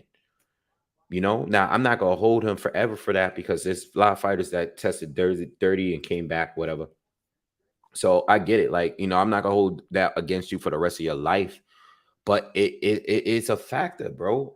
And since I've seen you since then, and But be honest, you look very heavy. You don't look as good. You know what I'm saying? Like, I don't, yo, think about it. If you're a promoter, right? Are you going to risk putting your young talent against a guy that got tested twice, positive twice back to back, and have not had any significant wins since then? Or he has not even looked like physically looked the same since being clean? Are you going to risk? Because he screwed up with Bob Arum and he screwed up with Eddie Hearn. Why would I put my fighter and risk an event on someone like him? Why would I do that? That's no shade against Jared Anderson. I mean, Jared Miller. It's the facts. You know what I mean? Johnny Rice may beat Anderson. FA Job and Ortiz has up next for Anderson. Has to be up next. Why? It got to be one of those three. It's mad people in the division. Like, it don't have to be one of those three. But I feel you if that's what you want, and thank you for donating. But if that's what you want, I feel you. But it don't have to be. It's mad people he could fight. It's mad people he could fight. Like, he don't gotta fight one of those three. There's mad people in the welterweight. I mean, I know the welterweight. I'm bugging. The heavyweight division that he could fight. You know what I'm saying? Like, if they say next fight he fight Derek Chisora, I ain't gonna be mad. If they fight Joseph Parker next, I'm not gonna be mad at that. If they fight, I don't know, it's mad people in the division that he can fight in his very next fight. You know what I mean? Like, if he fight Fabio Wardley, that's a good fight. You know what I mean? Like, I want to see that fight. You fight Fabio Wardley. Wardley's undefeated. All right. That would be a good fight. Y'all in the same time, like y'all coming up at the same time. Y'all got the same like amount of fights. The fight with Fabio Wardley would be good. You know, like I like that fight. I like I don't want to see like, all right. So this is what I don't want to see. I don't want to see like Lucas Brown or Berman Stavern. You know what I mean? I don't want to see Lucas Brown. I don't want to see Berman Stavern.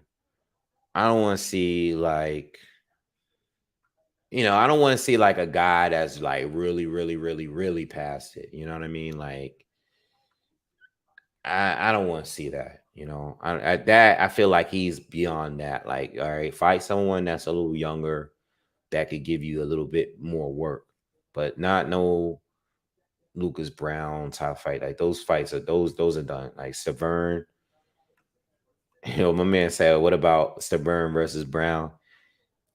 I'm not watching that fight. I would not watch that fight. Like I just wouldn't. Like neither one of them should be fighting still. You know what I mean? Like that's too much.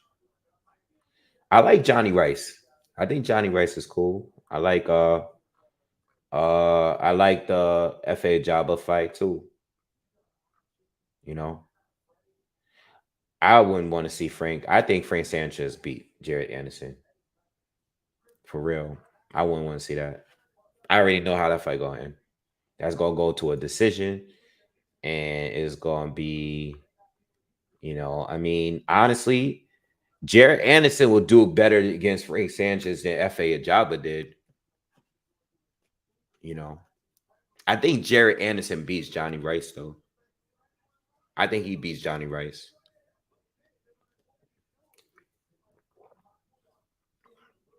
I think Charles Martin's better than Johnny Rice.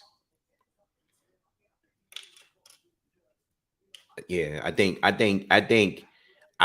Charles Martin is a better fighter than Johnny Rice.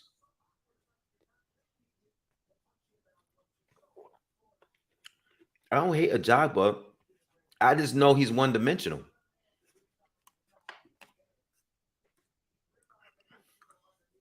When he was knocking out all those people and when he was walking out the ring, like dudes was walking out the ring and all that, I saw it. I was like, okay, it's no different from your boy Arslanbek. I was like, all right, he's knocking people out. That's cool. Let me see what he looked like when he like pull up to somebody that's decent. And once he did, we saw that he had nothing but a 1-2. I'm not putting much stock into Fa Jabba. He's too slow and he's too one-dimensional. He only has one. Like, imagine being Deontay Wilder with zero athleticism. That's literally what he is. Like, Wilder has much more tools than him, but he's way more athletic. Fa Jabba is just a little bit too stiff. Everything that people say about Wilder, the thing about Wilder, the reason why I worked with Wilder, because Wilder understands what the more technically sound fighter is going to do. He knows how to read his opponents. He doesn't need to have a bunch of tools to beat these more skilled fighters like Fury and Luis Ortiz. Those guys were more technically sound than him, but he had the ability to still catch them with the one power shot that he has. I don't think Fa Jabba is that guy. You know what I'm saying? I think he is just as limited, even more limited than him, but he doesn't have the speed, the movement, and the experience that, you know, a Wilder has. You know what I mean?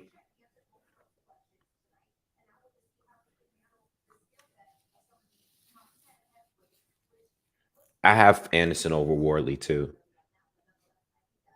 Wardley, Wardley is good. But I think as soon as he levels up, I think somebody's gonna get him. You know, I think he has major. I think he has way more. Oh, they showing Anderson in the room, and he looks down. Oh man, they need to get that camera out of there. Oh shit! Damn.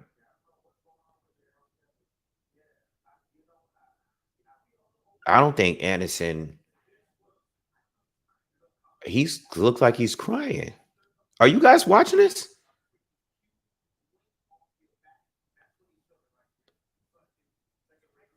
Oh man.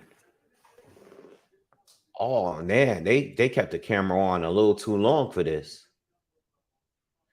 Anderson might really be serious about this retirement thing. I think I think the anxiety is really getting to him. The thing is, when he fights, when he's in the ring, I don't see it. But when he's outside of the ring and it's all over, this might be too much for him.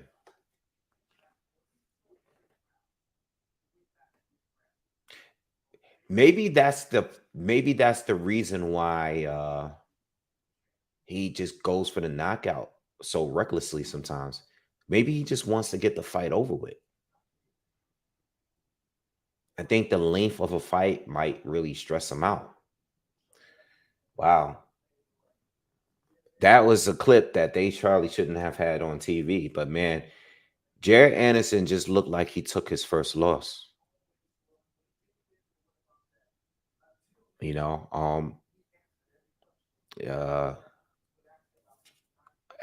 I hate to see that because you know, I think he has the best potential in being the next big heavyweight in America. I don't think there's anybody else. You guys already heard me say it. Wow. All right. I mean, it is what it is. All right, guys. I'm gonna get on out of here, man. It was good chopping it up with you guys as always. If you are new, subscribe. Please hit the thumbs up. We'll be talking more about this, man. Next week we got Ortiz and Stanionis next week. All right, I won't be here. I'm gonna go to Dubai on Thursday, so I'll be out there for a week. I'm gonna bring my equipment to do content while I'm there. I don't know how good the Wi-Fi is gonna be, but I will be doing my content there, but I won't be going live. but I will do a breakdown for Villa and Boots, and I also will do one for Ortiz and Stanionis within the next couple of days. All right. But thank you for the birthday wishes. Again, I will drop more content, and I will try to do some kind of content when I'm out there, but I'm sure I'm going to be having a good time, so there's no promises. All right, but those fights are next week, so I will drop videos before I go away for those fights. All right, and I'm going to try to do enough content before I leave so I could be good while I'm out there, just in case I can't do content while I'm out there. All right, thank you everybody again for joining up, and I'll see you guys soon. Peace.